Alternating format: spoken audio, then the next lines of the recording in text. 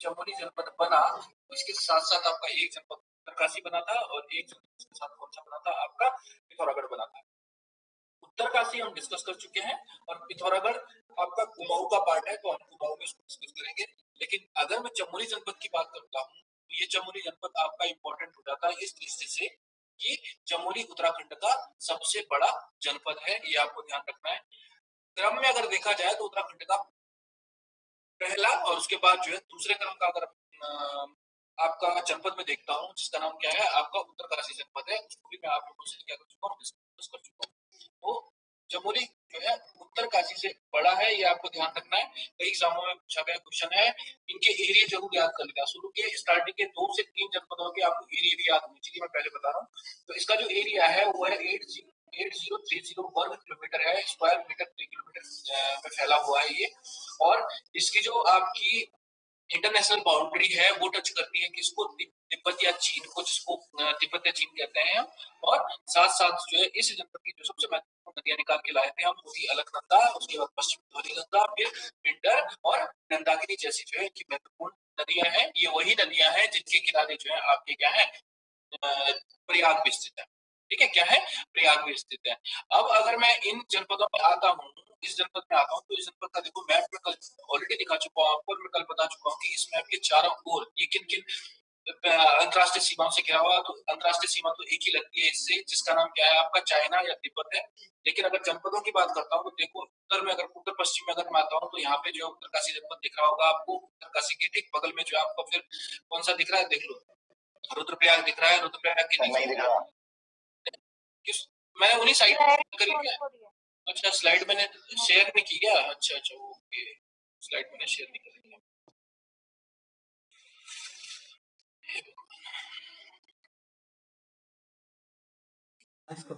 अब सो रही है स्लाइड?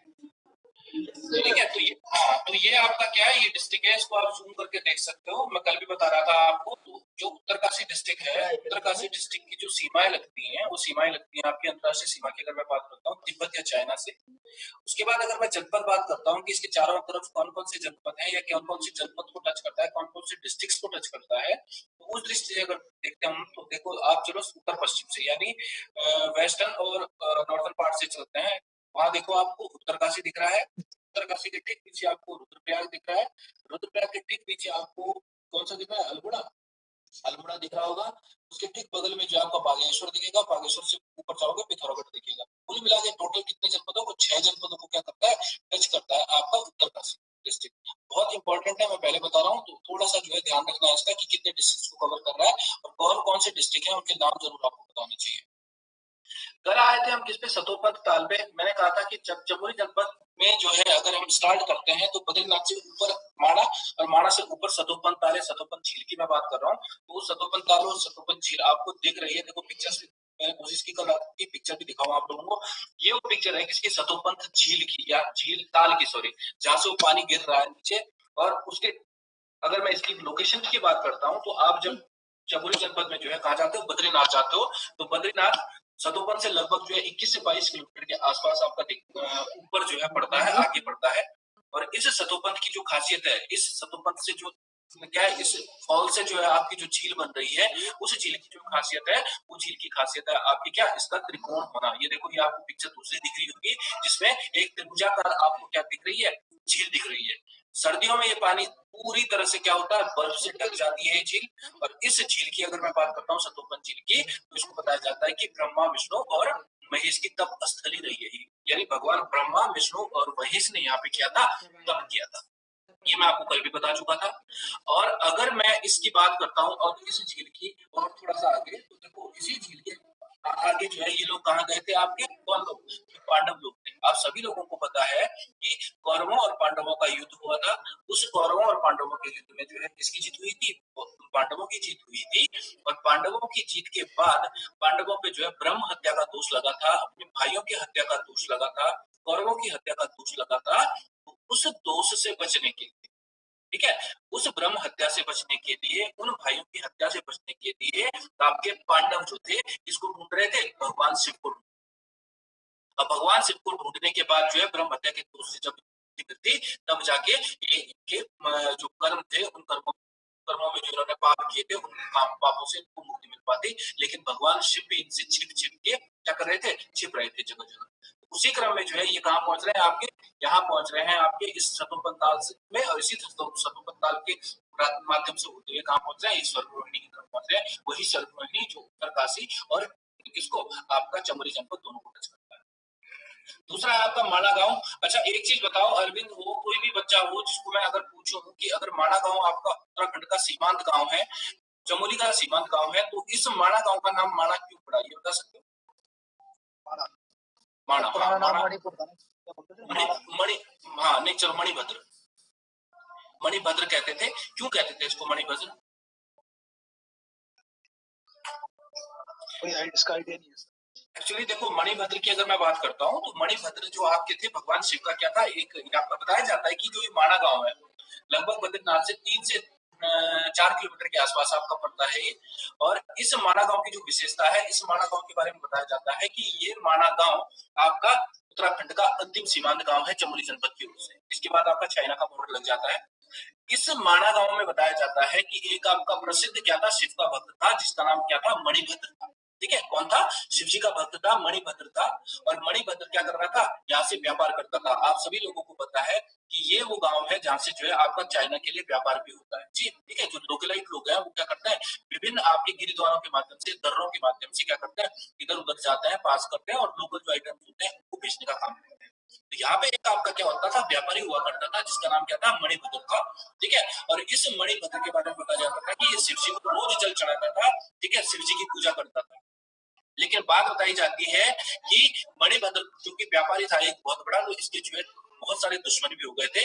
और इसी वजह से जो है आपका लोगों ने, लुटेरों ने क्या कर दी, इसकी हत्या कर दी जब ये व्यापार के लिए तिब्बत की तरफ जा रहा था। अब जब इस मणिभद्र की हत्या हुई और हत्या के बाद जब इसकी गर्दन काटी गई, बताया जाता है कि जो लुटेरे थे उन्होंने इसकी सर को जो है क्या कर दिया, इसकी गर्दन को काट दिया। तो गर्दन काटने के बावजूद बंदे के बारे में बताया जा रहा है कि ये जलाभिषेक कर रहा था, यानी शिव जी को जल चढ़ा रहा था, शिवलिंग को जल चढ़ा रहा था मरने के बावजूद। और इसी से जो है भगवान शिव इससे प्रसन्न हुए और भगवान शिव ने इसको जो है आपका क्या दिया, मतलब इस बंदे को वरदान दिया बाद में कि इसने जो है सर लगाया, वरा का सर लगाया। और वरा का सर लगाने के बाद अवतार दिया, इसको वचन दिया, इसको जो है आपका वरदान दिया कि अब ये जो प्लेस है, ये प्लेस जो है किसके नाम से जाना जाएगा, आपका मणिभद्र के नाम से जाना जाएगा।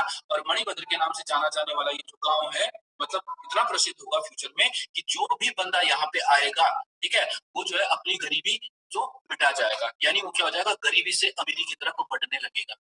ठीक है, ये आपको बहुत इंपॉर्टेंट बात बता रहा हूं मैं कि कई लोगों की मान्यता है कि जब आप बद्रीनाथ जाते हो और बद्रीनाथ के बाद आप माणा गांव की तरफ जाते हो, तो तब माणा गांव में जो है आपके कष्ट जो होते हैं वो खत्म हो जाते हैं, आपकी जो गरीबी है, वो दरिद्रता है, वो आपकी क्या हो जाती है, खत्म हो जाती है।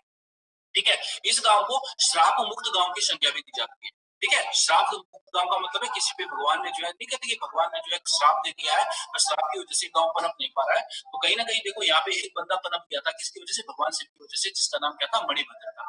यही कारण है कि इसको मणिभद्र के नाम से जाना जाता है। ठीक है, बाकी इस मणिभद्र माणा के पास जो है बहुत सारी प्लेसेस भी आपके स्थित हैं। उन्हीं प्लेसेस में आपका एक था क्या, केशव प्रयाग। देखो ये कल मैंने आपको बताया हुआ कि माणा के ठीक बगल में, माणा गांव के ठीक बगल में एक शिला है जिसका नाम क्या है, आपका भीमशिला है।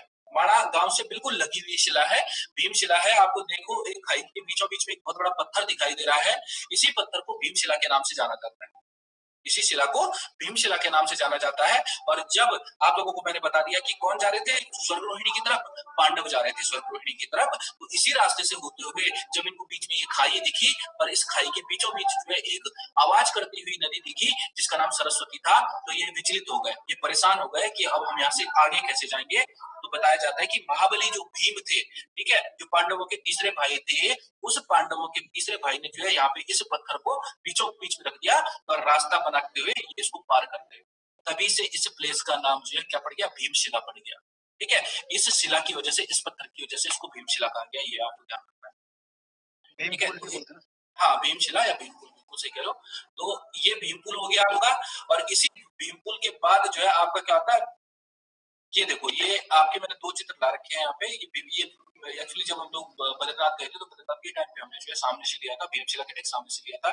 और ये देखो ये है आपका सामने जो ये बीचों बीच आपको जो क्षेत्र दिख रहा है, नदी दिख रही है आपको, ये आपकी सरस्वती नदी है और ये बहुत आवाज करती है, ठीक है, बहुत आवाज करती है। इसके ठीक बगल में आपको पुल के पार आपको एक दुकान से दिख रही है जिसको कहते हैं भारत की अंतिम चाय की दुकान, ठीक है, भारत की अंतिम चाय की दुकान। इसके बाद आपका पूरा वीरान है, आगे कुछ नहीं है आगे।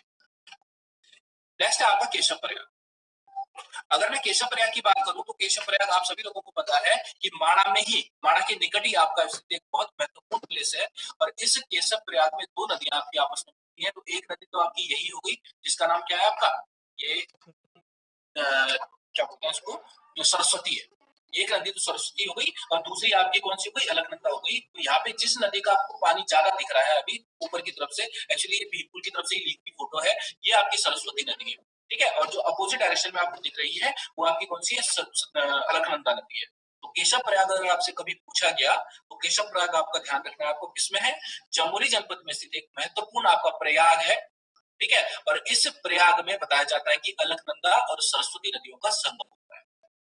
बताया जाता है कि यहाँ पे भगवान शिव उसने जो वेद व्यास थे आपके, महर्षि वेद व्यास थे, उन्होंने जो है माँ सरस्वती को जो है क्या दिया था, आपका एक श्राप दिया था कि मतलब तेरा जो अस्तित्व है, तेरा अस्तित्व जो है यहाँ पे अलकनंदा में मिलने के बाद समाप्त हो जाएगा, तो उसके बाद क्या हो जाएगी, आपकी विलुप्त हो जाएगी, तेरा पानी कहीं दिखाई नहीं देगा। अब ये श्राप क्यों दिया वेद व्यास ने इस सरस्वती को, ये इसलिए दिया है क्योंकि यहाँ पे जो है आपकी जो व्यास पोथी है, यानी जो व्यास गुफा है, उस व्यास गुफा में जब क्या लिखी जा रही थी, महाभारत लिखी जा रही थी। क्या लिखी जा रही थी, महाभारत लिखी जा रही थी। तो उस महाभारत को लिखने के दौरान आपको ये नदी आवाज कर रही थी बहुत ज्यादा, ठीक है, बहुत फ्लो के साथ बैठती है, ऊपर बहुत आवाज कर रही थी। तो इसकी वजह से जो उनको लिखने में दिक्कत हो रही थी, वो कंसंट्रेट नहीं कर पा रहे थे। और कई बार चुप चुप करवाने के बावजूद जब ये सरस्वती चुप नहीं हुई तो उसने किसने, वेद व्यास ने इसको श्राप दे दिया कि ठीक है, तेरा अस्तित्व क्या हो जाएगा, आगे जाके खत्म हो जाएगा। तो ये आपका केशव प्रयाग चमोली जनपद का ये बहुत महत्वपूर्ण प्रयाग है। और मैं बार बार बता रहा हूँ आपको कि अलकनंदा और सरस्वती नदी के संगम पर स्थित आपका बहुत महत्वपूर्ण प्रयाग है आपका ये। नेक्स्ट आपका आया था जिसके बारे में मैंने बताया था आपको कल, पंचबद्री, ठीक है। पंचबद्री, देखो बद्री का मतलब होता है आपका भगवान शिव, ठीक है। तो पंचबद्री, सॉरी बद्री नहीं, भगवान विष्णु। बद्री का मतलब होता है विष्णु, भगवान विष्णु के उपासक। और भगवान विष्णु के मंदिर जहां जहां बनेंगे वहां पे आपके पंचबद्री आपके बने। वैसे भगवान विष्णु के मंदिर देखा जाए तो उत्तराखंड में बहुत सारे, भारत में बहुत सारे हैं, लेकिन कुछ प्लेसेस ऐसे हैं जहां पे आपका जो है हमने मतलब क्या है, कुछ स्पेसिफिक जो है आपके मतलब क्या देखे हैं, इनके चरित्र देखे हैं और उन चरित्रों के अकॉर्डिंग इनको जो है पंचबद्री का नाम दिया गया है। यानी भगवान विष्णु के अलग अलग अवतार, ठीक है, अलग अलग जो है स्टैचूज, मूर्तियां वहां पे रखी गई हैं और उनसे अलग अलग क्या है आपकी कथाएं जुड़ी हैं। तो इन्हीं में से जो है आपके पंचबद्री निकल के आते हैं। और ये पंचबद्रियों के आपको नाम दिख रहे होंगे। और ये पंचबद्री, इनकी हाइट वगैरह पे काम मत करना अभी फिलहाल, मैं बता रहा हूँ, ठीक है, कंफ्यूज हो जाओगे। तो हाइट मैं आपको खुद भेजूंगा अभी, क्योंकि हमें गवर्नमेंट की जो ऑफिशियल वेबसाइट है उसके अकॉर्डिंग जो है हाइट पे काम करना है। तो ये हाइट में हटा रहा हूँ यहाँ से ताकि आप लोगों को दिक्कत ना हो, क्योंकि कई बच्चे होते हैं ना कि फिर हाइट भी वो कर लेते हैं। तो ये पंचबद्रियों का नाम है, आप बिल्कुल कंटेस्ट कर लें, याद कर लें, ठीक है। पहला है बद्रीनाथ, ठीक है, बद्रियों में जो सबसे बड़ा बद्री है उसके क्या कहते हैं, बद्रीनाथ कहते हैं।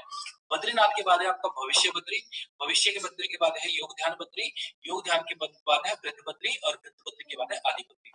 पंचबद्रियों का अगर कॉन्सेप्ट बताएं तो भगवान विष्णु से संबंधित आपके आपके प्लेसेस है। मैं पहले बता रहा हूँ, भगवान विष्णु से संबंधित आपके मंदिर है।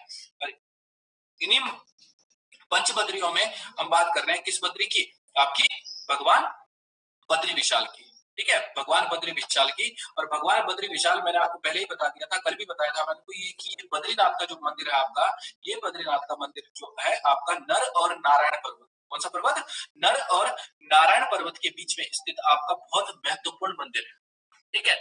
और इसी मंदिर की अगर मैं बात करता हूं तो इस मंदिर की उत्पत्ति बताया जाता है कि आपका शंकराचार्य के काल के दौरान हो गई थी।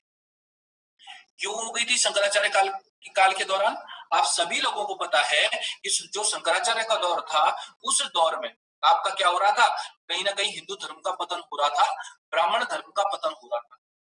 हिंदू धर्म का ब्राह्मण धर्म का जब पतन हुआ तो अब आपके जो आदि गुरु शंकराचार्य थे, वो आदि गुरु शंकराचार्य जो है कहां से, आपका साउथ से, केरल की तरफ से जो है ऊपर की तरफ आए, नॉर्थ ईस्ट की तरफ आए, नॉर्थ की तरफ आए और उत्तराखंड के क्षेत्र में और नॉर्थ के क्षेत्र में, यानी भारत उत्तराखंड के अलावा जो भी आपके क्षेत्र है उन क्षेत्रों में इन्होंने कई शिव मंदिरों का निर्माण कराया, कई विष्णु मंदिरों का निर्माण कराया और उन्हीं में से आपका एक मंदिर निकल के आया। आपका कौन सा? ये बद्रीनाथ का मंदिर। इस बद्री विशाल में अगर मैं बात करूं तो इस बद्री विशाल में भगवान विष्णु की पूजा की जाती है, आप सभी लोगों को पता होगा। और इस बद्री विशाल में भगवान विष्णु की जो आपकी काले स्लेटी कलर की जो आपकी प्रतिमा रखी है, जो स्टैचू रखा है, वो खंडित है। ठीक है, खंडित कैसे हुआ था? ये खंडित ऐसे हुआ था कि आप सभी लोगों को मैंने बताया कि इस दौर में जो है क्या हो रहा था, आपका 7th-8th सेंचुरी के आसपास जो है उत्तराखंड के क्षेत्र में जो है बौद्ध धर्म का प्रचार प्रसार बहुत प्रगति पर था और लोग क्या कर रहे थे, आपके बौद्ध धर्म को फॉलो करने लगे थे। इसी क्रम में कुछ बौद्ध भिक्षुओं ने यहाँ से जो है मूर्ति, जो भगवान विष्णु की मूर्ति थी आपकी पद्मासन मुद्रा में या योग ध्यान मुद्रा में, उस पद्मासन मुद्रा की मूर्ति को नारद कुंड में डाल दिया। अब नारद कुंड में जब डाल दिया तो इस मूर्ति को बाद में जो है किसने निकाला? आपका आदि गुरु शंकराचार्य ने निकाला।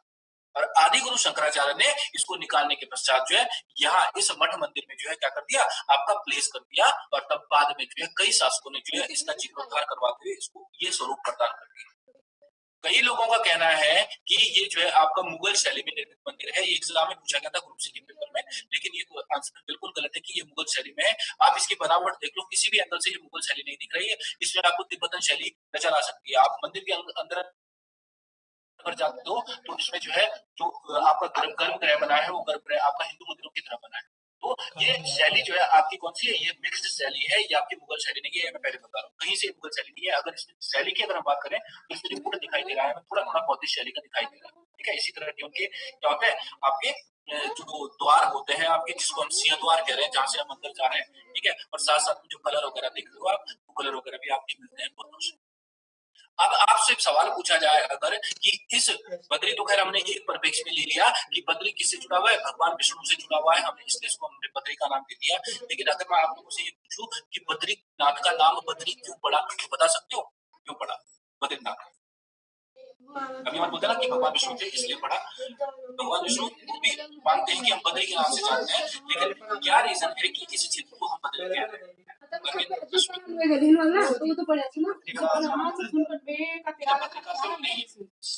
नाम तो मैंने बहुत सारे बताया, मणिभद्र, बद्रिकाश्रम, विशाला है ये चीज।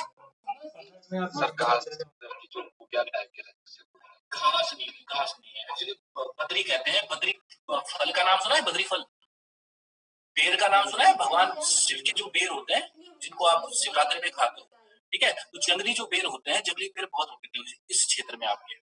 ठीक है, जो आपकी ज्योग्राफी कहती है वो एक कहती है कि प्राचीन काल में इसमें जो है क्या होती थी, बेर बहुत होती थी, बेर की झाड़ियां बहुत होती थी। इसी वजह से इसको बद्रिकाश्रम में बद्री क्षेत्र कहते थे। और उसी बद्री को हमने जोड़ दिया भगवान विष्णु से, अपनी आस्था से। ये भी आपको ध्यान रखना है। ठीक है, इसका जो जिक्र किया है आपने, एटकिंसन का नाम सुना होगा।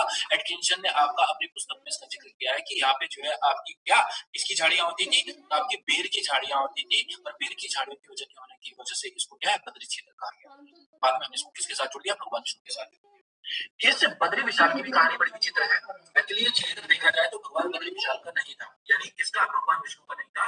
यहाँ भगवान विष्णु की जगह जो है एक प्लेस हुआ करता था, भगवान शिव का हुआ। प्राचीन काल में बताया जाता है कि यहाँ पे जब भगवान विष्णु अपनी पत्नी के साथ जो है घूमने आए, ठीक है, टहलने आए, ऊपर की तरफ जब जा रहे थे, तो इसी बीच में एक बच्चा रोता हुआ दिखाई दिया माता को यहाँ पे। ठीक है, दुधुआ बच्चा था, छोटा बच्चा था, रोता हुआ दिखाई दिया। और रोते हुए दिखाई देने के बाद जो है माता उस पर आ गई और उसने उसको सोचा कि इसको जो है क्या है, दूध पिलाते हैं। ठीक है, क्योंकि छोटा बच्चा था, रो रहा था, भूख से बिलख रहा था। भगवान शिव ने इसको कई बार मना किया अपनी पत्नी को कि भाई मत कर मत कर मत कर, ये कोई बच्चा नहीं है, ये कोई बहन भी है। लेकिन अंततः बताया जाता है कि माँ ने जो है उसको अपना दूध का सेवन कराया, दूध पिलाया। और बाद में जो है जब ये बच्चा जो है इसने अपना रूप दिखाया, तो बाद में पता चला कि ये तो वास्तव में एक बहरूपिया था जिसका नाम भगवान विष्णु था। और वहीं से जो है माता ने उसको अपना पुत्र समझ लिया और उसी पुत्र को जो है अपना ये क्षेत्र दे दिया। और ये आपका बद्रीनाथ। ठीक है, तो ये था आपका बद्रीनाथ मंदिर। और बद्रीनाथ मंदिर के ठीक पीछे से एक छोटी सी नदी आती है बह के, ठीक है, जिसको हम क्या कहते हैं, ऋषिगंगा कहते हैं। ठीक है, तो बद्रीनाथ में जो है एक नदी और मिलेगी यहाँ पे, किसके साथ? आपकी अलकनंदा के साथ, जिसका नाम ऋषिगंगा है। नदी ना होके वैसे गाढ़ गदेरे जिसको हम कहते हैं, गढ़वाल में गाढ़ है, छोटी सी, बहुत बड़ी नदी नहीं है, इसका भी आपको ध्यान रखना। ठीक है, तो ये आपका बद्रीनाथ हो गया। छोटी छोटी चीजें हैं, जितनी मैं डिटेल्स आपको बता रहा हूँ, इसका मतलब ये नहीं है कि आपको उनको अभी कैप्चर करना है। अभी केवल आपको डिस्ट्रिक्ट को फोकस करना है, केवल डिस्ट्रिक्ट पे फोकस। इससे ऊपर आपको जाने की जरूरत ही नहीं है। जो चीजें मैं आपको बता रहा हूँ वो आपको मैं बाद में जो है क्या है, पीडीएफ में दूंगा, तो उससे परेशान होने की जरूरत नहीं है। केवल अभी आपको क्या करना है, जो मोटी-मोटी चीजें आपको बता रहा हूँ, बार-बार जो रिपीट कर रहा हूँ, जैसे बद्री क्षेत्र क्यों कहते हैं, किसी वनस्पति की वजह से कहते हैं, यानी पेड़ की वजह से कहते हैं। बद्रीनाथ में कौन से भगवान की पूजा होती है? भगवान विष्णु की पूजा होती है। भगवान विष्णु की किस तरह की मूर्ति रखी गई है? भगवान विष्णु की पद्मासन मुद्रा में आपकी एक मूर्ति रखी गई है, या योग ध्यान मुद्रा भी कहते हैं। योग मुद्रा में, चिंतन मुद्रा में, मतलब सोचते हुए एक जो है मूर्ति रखी गई है भगवान विष्णु की इस मंदिर में, ये आपको ध्यान रखना है। इसी के साथ इस मंदिर में जो है भगवान के साथ जो है आपका कुबेर देवता, कुबेर जो है धन का देवता है, आपका उद्धव महाराज, उद्धव इनके बाल सखा है, इनके दोस्त हैं, ठीक है, उनकी मूर्ति रखी गई है। साथ साथ में अन्य देव देवताओं की मूर्तियां भी आपकी रखी गई है। तो ये आपका क्या हो गया? आपका हो गया बद्रीनाथ मंदिर। ठीक, अब इस बद्रीनाथ से थोड़ा मैं आगे आता हूँ। अब क्या करते हैं, नीचे की तरफ आते हैं। पहला बद्री हमने कर लिया, और परम पहले बद्री के साथ जो है 2-3 प्लेसेस आपके लिखे हैं। देखो, चरण पादुका लिखा है, माता मूर्ति मंदिर, छोटे छोटे मंदिर है आपके, ठीक है। चरण पादुका हो गया, माता मूर्ति मंदिर हो गया, व्यास गुफा हो गई, गणेश गुफा हो गई, वसुधारा जलप्रपात, वसुंधरा जलप्रपात जिसको कहते हैं, वो भी है आपका, ठीक है। इसके साथ साथ बस बाकी आप सभी लोगों को पता है कि ये जो बद्रीनाथ का मंदिर है, जिसको मैं 50 बार आपसे बता चुका हूँ कि ये बद्रीनाथ का मंदिर जो है आपका शीतकाल में जो है क्या हो जाता है, बंद हो जाता है। और शीतकाल में जब ये मंदिर बंद होगा, तो बंद होने के बाद भगवान की जो डोली होगी, भगवान विष्णु की जो डोली होगी, उस डोली को ले जाया जाएगा जोशीमठ, ठीक है। और जोशीमठ का मंदिर है नरसिंह मंदिर, उस नरसिंह मंदिर में भगवान की पूजा की जाएगी शीतकाल में, ये आपको ध्यान। अब ये जो बद्री है आपके, इन पंच बद्रियों में जो पहला बद्री था वो भगवान बद्रीनाथ था, श्री बद्री विशाल था, जिसको मैंने विशाला भी कहा, ठीक है, वो बद्रीनाथ था। अब इस बद्रीनाथ के बाद भगवान बद्री के, भगवान विष्णु के जो 4 अन्य मंदिर हैं, हमें उन मंदिरों में, ठीक है। तो इसी क्रम में जो आपका दूसरा मंदिर मैं बता रहा हूं, इसका नाम है आपका क्या, भविष्य बद्री। देखो, भविष्य का मतलब होता है फ्यूचर, ठीक है। फ्यूचर में आप सभी लोगों को पता है कि अभी फिलहाल तो कोरोना हो रहा है, तो कोरोना की वजह से कुछ हो नहीं पा रहा है, ठीक है। लेकिन यहाँ पे जो है भगवान विष्णु फ्यूचर में कुछ करेंगे, ये जरूर हमारी किताबों में लिखा गया है। अब हमारी किताबों में लिखा क्या गया है, आपको ये बता देता हूँ, ठीक है। ये है भविष्य बद्री। अगर मैं भविष्य बद्री की बात करता हूँ, तो भविष्य बद्री जाने के लिए आपको जाना कैसे है? भविष्य बद्री जाने के लिए देखो, मैपिंग करना सीखना, ठीक है। भविष्य बद्री जाने के लिए सपोज आप जाते हो कहाँ, ऋषिकेश आते हो, ऋषिकेश से आप श्रीनगर जाते हो, श्रीनगर से और ऊपर जाओगे आप रुद्रप्रयाग, रुद्रप्रयाग से कर्णप्रयाग, कर्णप्रयाग से आप सीधा जाओगे नंदप्रयाग, नंदप्रयाग से और ऊपर जाओगे तो आपका क्या आएगा, जोशीमठ आएगा। अब जो ये जोशीमठ प्लेस है, इस जोशीमठ प्लेस से आप जा सकते हो 2 जगह, या तो आप बद्रीनाथ चले जाओ, या फिर आप जो नीति और मलारी का जो एरिया है, ठीक है, जो आपके भोटिया क्षेत्र हैं, उन क्षेत्रों में चले जाओ। भोटिया जनजाति रहती है वहां पे, ठीक है, तो उन क्षेत्रों में चले जाओ। तो हमें क्या करना है, यहाँ से हमें जाना है भविष्य बद्री की तरफ। भविष्य बद्री की तरफ अगर हम जाते हैं, तो आप नीति मराली मलारी वाले रूट को पकड़ते हो, तपोवन वाले रूट को पकड़ते हो, ठीक है। आप सभी लोगों को शायद मैंने एक वीडियो दिखाया था, आप सभी लोगों को उस वीडियो में दिखा होगा, जिसमें मैंने आपको एक हॉट स्प्रिंग दिखाया था, जिसमें गरम गरम जो है उबलता हुआ पानी था, लगभग जो है आपका 92.7 डिग्री सेंटीग्रेड का पानी था, ड्रिंकिंग था, ये वही रूट है, ठीक है। तो इस भविष्य बद्री की अगर मैं बात करता हूं, तो इस भविष्य बद्री के बारे में कहा जाता है कि फ्यूचर में, यानी कलयुग में कभी ऐसा होगा कि भगवान जो बद्रीनाथ थे, उस बद्रीनाथ के दर्शन क्या हो जाएंगे, आपके अगम्य हो जाएंगे, यानी भगवान बद्रीनाथ के हम दर्शन नहीं कर पाएंगे। रीजन क्या है, बताया जाता है, इतिहास में लिखा है, आपकी पुरानी किताबों में लिखा है, जो हमारी पौराणिक किताबें हैं, जो हमारी ऐसी आस्था से रिलेटेड किताबें हैं, उन किताबों में लिखा है कि भविष्य में क्या होगा, आपका जो नर और नारायण पर्वत है, उन नर और नारायण पर्वत के मध्य बीच में जो बीचों बीच जो आपको बद्रीनाथ है, वो बद्रीनाथ मंदिर क्या हो जाएगा, दब जाएगा, यानी नर नारायण मंदिर क्या हो जाएंगे, वो दोनों जो है गिर जाएंगे, और उसकी वजह से वो मंदिर दब जाएगा। दूसरी कहानी एक और है, आपका विष्णु प्रयाग के पास जो है आपके 2 पर्वत है, एक का नाम है जय और विजय पर्वत। तो बताया जाता है कि जय और विजय पर्वत भी ढह जाएंगे। जय और विजय पर्वत जब ढह जाएंगे, तो उसकी वजह से बद्रीनाथ जाना क्या हो जाएगा, आपका मुश्किल हो जाएगा, आप बद्रीनाथ नहीं जा पाओगे। तो उस केस में भगवान बद्री जो विशाल होंगे, यानी भगवान जो बद्रीनाथ होंगे, जो कहाँ बैठे थे, आपके बद्रीनाथ बैठे थे, वो आपके कहाँ बैठेंगे, इस भविष्य बद्री में बैठेंगे, ठीक है, इस भविष्य बद्री में बैठेंगे, ये आपको ध्यान रखना है। अगर मैं इसकी प्रॉपर प्लेस की बात करता हूँ कि कहाँ पर है, तो आप लगभग जो है आपका जोशीमठ से जाते हो 18 से 20 किलोमीटर, कई जगह आपको 21 किलोमीटर में लिखा होगा, आपको किलोमीटर्स में नहीं जाना है, मैं पहले बता रहा हूँ। आपको यहाँ पे पकड़ना है किस गांव को, सुभाई गांव को, या फिर इसको सुबेन गांव भी लिखा होगा कई जगह, सुभाई या सुबेन गांव, ठीक है। तो भविष्य बद्री जो है आपका जोशीमठ से लगभग 18 किलोमीटर, आपका जो है सलदार एक ट्रैक आता है, सलदार ट्रैक भी आपको याद नहीं करना है, आपको केवल सुभाई गांव याद रखना है कि भविष्य बद्री किस गांव के पास स्थित है। भविष्य बद्री आपका सुभाई गांव के पास स्थित है, सीधा ये भी कह सकते हो कि जोशीमठ के पास स्थित है। और इस सुभाई गांव में भगवान विष्णु के शेर के शीश वाली मुद्रा, यानी आपका नरसिंह अवतार की क्या होती है, पूजा होती है। मतलब भगवान शिव का केवल आधा शरीर है इसमें, आधे शरीर वाली मूर्ति है, केवल ऊपर का सेक्शन दिखाई देता है जिसमें शेर का मुंह दिखाई देता है, ठीक है। तो सुबाई गांव में स्थित है आपका ये भविष्य बद्री, और भविष्य बद्री में ही भगवान विष्णु आपका क्या करेंगे, आपका भगवान विष्णु की पूजा की जाएगी। जब बद्रीनाथ हम जा नहीं पाएंगे, वर्तमान में भी पूजा होती है लेकिन किताबों में लिखा है तो हमें किताबों के अकॉर्डिंग चल रहा है। तो बद्रीनाथ में ही हो गया, भविष्य बद्री आपका किस में हो गया, सुभाई गांव में हो गया, ये आपको ध्यान रखना है। मंदिर सारे शंकराचार्य के दौर में बने हैं, तो इसमें ज्यादा सोचने की जरूरत नहीं है। जिनको मैं हाईलाइट कर रहा हूँ प्लेसेस को, उनको जरूर याद करना है। जैसे मैंने आपको यहाँ पे सुभाई गांव लिख दिया है, तो सुभाई गांव आप याद रखोगे, बाकी कुछ चीज याद करने की जरूरत नहीं फिलहाल।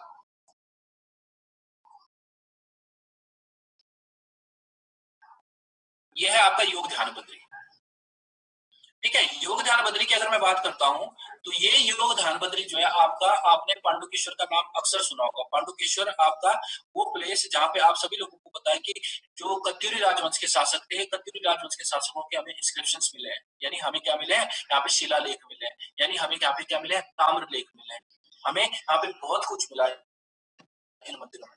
तो योग ध्यान बद्री आपका फिर पांडुकेश्वर के पास स्थित एक बहुत महत्वपूर्ण मंदिरों का समूह है। और इस योग ध्यान बद्री की अगर मैं बात करता हूँ, इस पांडुकेश्वर की अगर मैं बात करता हूँ, तो ये पांडुकेश्वर लगा हुआ है किस नदी से, अलकनंदा नदी से। तो पहला सवाल आपसे यही पूछा जा सकता है कि पांडुकेश्वर किस नदी के तट पर स्थित है। पांडुकेश्वर आपका अलकनंदा नदी के तट पर स्थित है, और इसी पांडुकेश्वर के पास आपका जो है योग ध्यान बद्री का आपका मंदिर है। आपको स्पष्ट पता चल रहा है, नाम से ही पता चल रहा है योग ध्यान, यानी भगवान विष्णु की मूर्ति कैसी है, आपकी योग करते हुए, यानी ध्यान मुद्रा में आप, ठीक है। तो भगवान विष्णु की मूर्ति रखी गई है योग ध्यान मुद्रा में, छोटी सी मूर्ति है, और इसी मूर्ति की यहाँ पे पूजा की जाती है। इस मंदिर में भगवान विष्णु की अगर मैं बात करूं, तो देखो आपको एक इंस्क्रिप्शन दिखाता हूं, जिसमें जो है आपका इसकी चाहो तो आप फोटो ले सकते हो इस वाले की, क्यों, क्योंकि ये मतलब इंपॉर्टेंट हो सकता है, इसके बारे में आपका क्या क्या आप देख सकते हो, ठीक है। तो योग ध्यान बद्री आपका जो है आपका, ठीक है, यहाँ पे आपका वासुदेव मंदिर भी है पांडुकेश्वर में, ठीक है, और इसमें भगवान विष्णु का मंदिर भी है। तो ये आपको इसके बारे में पता चल जाएगा कि ये क्या है क्या नहीं है, किस तरह का स्थापत्य है। आपको अगर दिख रहा होगा, मैं अगर किसी बच्चे से पूछूं कि ये मंदिर किस निर्माण शैली में बने हैं, तो बता सकते हो, देखो आपको मंदिर निर्माण शैली में दिख रही है, तत्यूरी है, ठीक है, देखो सिंपल स्पष्टता दिख रहा है आप लोगों को। देखो उसका जो आपका क्या चीज, क्या कह रहे हो, जो टॉप, शंकु नहीं है, ये शंकु नहीं है। देखो आप टॉप देखो इसका, मैंने आपको बताया था कि कत्यूरी शैली आपकी नागर शैली का ही एक परिवर्तित रूप था, ठीक है। नागर शैली में कुछ उत्तर भारत की जो मंदिर निर्माण की शैली है, जिसको मैं नागर शैली कह रहा हूँ, उस नागर शैली के मंदिरों में हमने क्या कर दिया, ऊपर जो है क्या लगा दिया, आपका एक वर्गाकार क्या लगा दिया, एक आपका देखो टॉप, हाँ ठीक है, छत्र लगा दिया, उसकी वजह से, हाँ छत्र जिसको हम कहते हैं, वो छत्र लगा दिया, और इसकी वजह से हम इसको क्या कर रहे हैं, आपका कत्यूरी शैली के मंदिर। बाकी देखा जाए तो ये आपका किससे मिल रहा है, आपका नागर शैली से ही, वो सॉरी कलवड़ी शैली से ही मिलने वाले मंदिर है। लेकिन फर्क क्या आ गया, जो ऊपर का जो सेक्शन है, जो चौकोर जो सेक्शन है, आपका वर्गाकार जो सेक्शन है, उसकी वजह से हम इसको कत्यूरी शैली कहते हैं। इसलिए कह रहे हैं कत्यूरी, क्योंकि कत्यूरी राजवंश उत्तराखंड का पहला जो ऐतिहासिक राजवंश है, उस राजवंश ने ये प्रणाली शुरू की थी, ऊपर वाली जो छत्र प्रणाली, ठीक है। तो ये आपका कत्यूरी शैली में आपका एक निर्मित मंदिर है, ठीक है। ये आपका क्या हो गया, और योग ध्यान बद्री हो गया। तो योग ध्यान बद्री सीधी सी बात है, ये आप ध्यान रखोगे कि योग ध्यान बद्री कौन सी नदी के किनारे स्थित है। ये आपकी नदी हो गई कौन सी, अलकनंदा नदी। योग ध्यान बद्री आपकी अलकनंदा नदी आ गई। और जिन चीजों को हाईलाइट कर रहा हूँ, उन चीजों को जरूर पढ़े, मैं पहले बता रहा हूँ, उससे आपको फायदा होगा। ये पांडुकेश्वर आ गया, यही क्वेश्चन पूछा जाता है आपसे कि ये किस प्लेस के पास स्थित है, पांडुकेश्वर के पास स्थित है आपका योग ध्यान। नेक्स्ट आपका जो है, देखो इनमें ज्यादा कुछ नहीं है, केवल आपको प्लेसेस के नाम याद रखना है, ठीक है, इसमें बहुत डिटेल में जाने की जरूरत नहीं है, बेकार अपना टाइम वेस्ट करना है। देखो वृद्ध बद्री, वृद्ध का मतलब होता है आपका बुढ़ा यानी बुजुर्ग, ठीक है। तो इस बुजुर्ग या बूढ़े की अगर मैं बात करता हूँ तो जोशीमठ के पास एक घाटी है जिसका नाम है उर्गम घाटी, ठीक है। उर्गम नदी भी बहती है उस क्षेत्र में आपकी, ठीक है, जो अलकनंदा से मिल जाती है बाद में। बद्रीनाथ से लगभग जो बद्रीनाथ ये जोशीमठ है, ठीक है, जोशीमठ से लगभग जो 7 किलोमीटर दूर एक गांव पड़ता है जिसका नाम है अनीमठ। ये क्वेश्चन पूछा गया है, ठीक है, कि जो वृद्ध बद्री है वो कौन से गांव के पास स्थित है। अनीमठ एक गांव है, इस अनीमठ गांव के पास स्थित है आपका ये वृद्ध बद्री, और इस वृद्ध बद्री में भगवान विष्णु के वृद्ध रूप यानी जो बूढ़ा रूप है भगवान विष्णु का, उसकी पूजा की जाती है, ठीक है। बाकी यहाँ पे नारद मुनि ने तपस्या करी, भगवान विष्णु ने उसको क्या दिया आपका प्रसन्न होकर जो है उसको जो है व्यक्ति के रूप में दर्शन दिए, और ये मंदिर जो है वर्ष भर खुला रहता है। ये बेसिक चीजें हैं इसमें। तो वृद्ध बद्री में आपको केवल एक चीज याद रखनी है कि वृद्ध बद्री आपका जोशीमठ के पास स्थित एक गांव है जिसका नाम है अनीमठ, और इसी अनीमठ से लगा हुआ आपका मंदिर है ये वृद्ध बद्री, और इस वृद्ध बद्री में भगवान विष्णु के वृद्ध स्वरूप की पूजा की जाती है, वृद्ध रूप की पूजा की जाती है, इसी वजह से इसको क्या कहते हैं वृद्ध बद्री।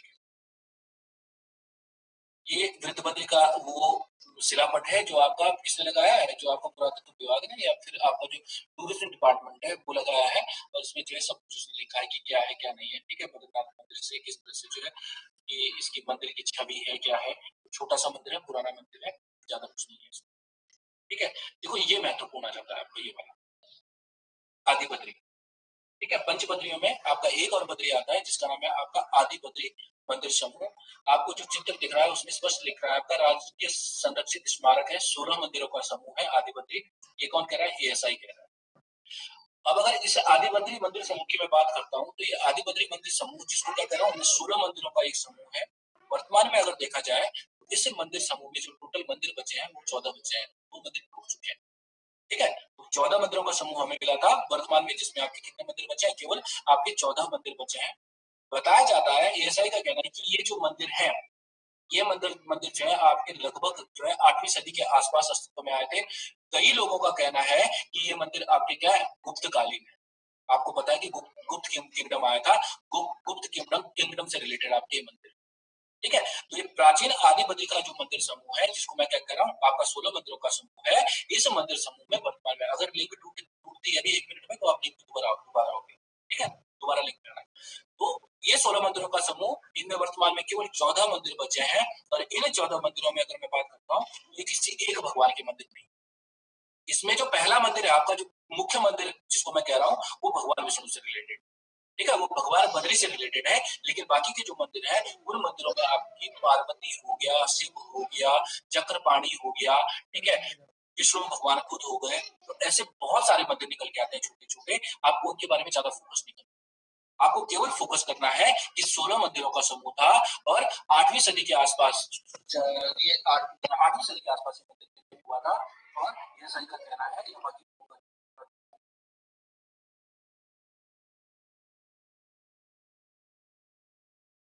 बात करता हूँ। तो इस आदि बद्री मंदिर समूह में मैंने बता दिया कि कर्णप्रयाग से आप कहाँ जाओगे, जो ये वाला रूट है गैरसैंण वाला जो रूट है, ठीक है। कर्णप्रयाग से जो रानीखेत वाला रूट है उस रानीखेत वाले रूट पे जाते हो आप। कर्णप्रयाग से लगभग जो है 14-15 किलोमीटर आगे जाके आपका ये मंदिर समूह पड़ता है, आदि बद्री मंदिर समूह। और ये आदि बद्री मंदिर समूह जो है आपका किस नदी के किनारे स्थित है, आपका आटाघाट। आटाघाट वही घाट है जो पिंडर नदी की सहायक पिंडर नदी की ट्रिब्यूटरी है, ठीक है। तो इसको मोटा मोटा लो, इसको अंदर घुसने की जरूरत नहीं है, इसकी आटाघाट पे आपको याद करना है। फिलहाल आपको क्यों ये याद करना है कि पंच बद्री समूह में आपका एक बद्री समूह आता है जिसका नाम है आदि बद्री। 16 मंदिरों का समूह था, लेकिन वर्तमान में केवल 14 मंदिर बचे हैं, और ये जो मंदिर है आपके किससे रिलेटेड है, भगवान विष्णु से रिलेटेड है। साथ साथ में इस मंदिर में लिखा है इसमें लक्ष्मी नारायण, अन्नपूर्णा, सत्यनारायण, गणेश, वराह, गौरी मंदिर हो गया, भगवान शिव का मंदिर हो गया, जानकी का मंदिर हो गया, सारे मंदिर है। इनको लिखने की जरूरत नहीं है।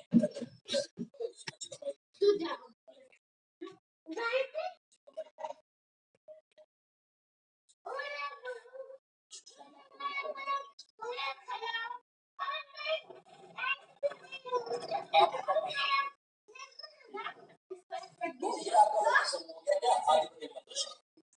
नदी के किनारे स्थित है, ये आपको ध्यान रखना है। आटागाड़ नदी के किनारे स्थित है, ये आपका आदिबद्री मंदिर समूह। और इस आदिबद्री मंदिर समूह के बारे में बताया जाता है कि भगवान विष्णु जब आपके आए तो भगवान विष्णु आपका जो प्रारंभिक आपके युग थे, आप सभी लोगों को पता है कि टोटल युग कितने हुए? 4 युग, ठीक है। ये आपका द्वापर युग, त्रेता युग, सतयुग और एक हो गया कलयुग। तो बताया जाता है कि जो प्रारंभिक 3 युग थे, इन 3 युगों में भगवान बद्रीनाथ जो है कहाँ रहे थे? तो आपका इसी आदिबद्री मंदिर समूह में रहे थे। भगवान बद्री का आवास हुआ करता था, भगवान विष्णु का आवास हुआ करता था प्रारंभिक 3 युगों में, ठीक है। त्रेता युग में, द्वापर युग में और सतयुग में। लेकिन बताया जाता है कि जो आपका चौथा युग आया, जिसको हम क्या कहते हैं? आपका कौन सा युग कहते हैं? जिसको हम कलयुग कहते हैं। उस कलयुग में भगवान विष्णु कहाँ चले गए? भगवान विष्णु चले गए बद्रीनाथ। अब भगवान बद्रीनाथ की पूजा आपको पता है कि बद्रीनाथ एक धाम है। ये आपका वो मंदिर समूह है जिसके बारे में आपको बात करनी है। बाकी अगर इस मंदिर की मैं बात करता हूँ, थोड़ा सा एक लाइन में आपको बताऊंगा, एक लाइन में बताऊंगा। ये आपको दिख रहा होगा यहाँ पे, ये देखो, इसको प्राचीन काल में इस स्थल को क्या कहा जाता था? नारायण मठ के नाम से भी जाना जाता है। ये आपकी लाइन इंपॉर्टेंट है, इसका ध्यान रखिए, ठीक है। मैं इसकी स्लाइडें आपको भेजूंगा। मैं निश्चित रहता है, ये अभी क्या है आपकी, मैंने जो है इसको फिल्टर नहीं किया है, तो इसमें कई मिस्टेक्स है, इसलिए आप ना करें इसको कॉपी, बाद में परेशान हो जाओगे, ठीक है। तो ये आपको जो है इस स्थल को प्राचीन काल में क्या कहा जाता था? नारायण मठ के नाम से भी जाना जाता था, आदिबद्री को, ठीक है। और कहा ये कर्णप्रयाग से जब हम कहा जाते हैं गैरसैंण वाले मार्ग पर जाते हैं, उस गैरसैंण वाले मार्ग पर स्थित है आपका ये मंदिर समूह। तो देखो इस मंदिर समूह का ये बिल्कुल रोड से लिया गया पिक्चर है, बहुत ही आपका नैरो जगह है, ठीक है। मतलब जो रोड है उस रोड से ठीक लगा हुआ है मंदिर समूह पूरा। तो कभी जाने का मौका मिले, जरूर जाओ इन मंदिरों में। मैं बता रहा हूँ, इन चीजों को पढ़ने से बेटर है कि आप लोग इन जगहों पर क्या कर जाओ, मूव कर जाओ, इन जगहों पर रहने लग जाओ। उत्तराखंड घूमने के लिए है, इसको अगर हम पढ़ रहे हैं यहाँ पे, तो इसको पढ़ाई की तरह मत लो, नोट मत लो, इसको इस तरह से ले लो कि हम जो है कहीं जा रहे हैं पिकनिक पे। पिकनिक में हमने आदिबद्री समूह घूम लिया, रुद्रनाथ, कल्पेश्वर, तुंगनाथ, पद्मेश्वर जैसे वो सुन ली, ठीक है। तो अभी तक हमने जो भी प्लेसेस की बात करी वो किससे रिलेटेड थे? आपको भगवान विष्णु से रिलेटेड थे, ठीक है। भगवान विष्णु से रिलेटेड है। लेकिन अब हम केदारों की बात कर रहे हैं। केदार है भगवान शिव, ठीक है। केदार किसको कहा जाता है? भगवान शिव को कहा जाता है। अब पंच केदारों की अगर मैं बात करता हूँ, तो उन पंच केदारों में आपके रुद्रनाथ आपका एक हो गया, कल्पनाथ दूसरा हो गया, कल्पेश्वर, सॉरी कल्पनाथ नहीं, कल्पेश्वर आपका दूसरा हो गया, तुंगनाथ तीसरा हो गया, केदारनाथ और मध्यमेश्वर, ये आपके कुछ मंदिर हैं। इन मंदिरों का अगर क्रम देखा जाए तो क्रम आपका ऐसा नहीं है कि जैसा मैंने क्रम लिखा है वही क्रम है। मैंने इनको इनके शरीर के अनुसार बांटा है कि सबसे ऊपर वाला जो सेक्शन है आपका, यानी बाल वाला सेक्शन, कल्पेश्वर ऊपर रखना था मुझे, कल्पेश्वर ऊपर, ठीक है। उसके बाद रुद्रनाथ है, ये आ गया, ठीक है। सबसे पहले आपका कल्पेश्वर आ गया, कल्पेश्वर के नीचे रुद्रनाथ आ गया, यानी भगवान शिव का रौद्र मुख, जिसमें भगवान शिव जो है गुस्से में दिख रहे हैं। उसके बाद आपका तुंगनाथ, यानी भुजाएं जिनमें हम हाथों की बात कर रहे हैं, ठीक है, अपने डोरे सोले दिखा रहे हैं, उसकी हम बात कर रहे हैं।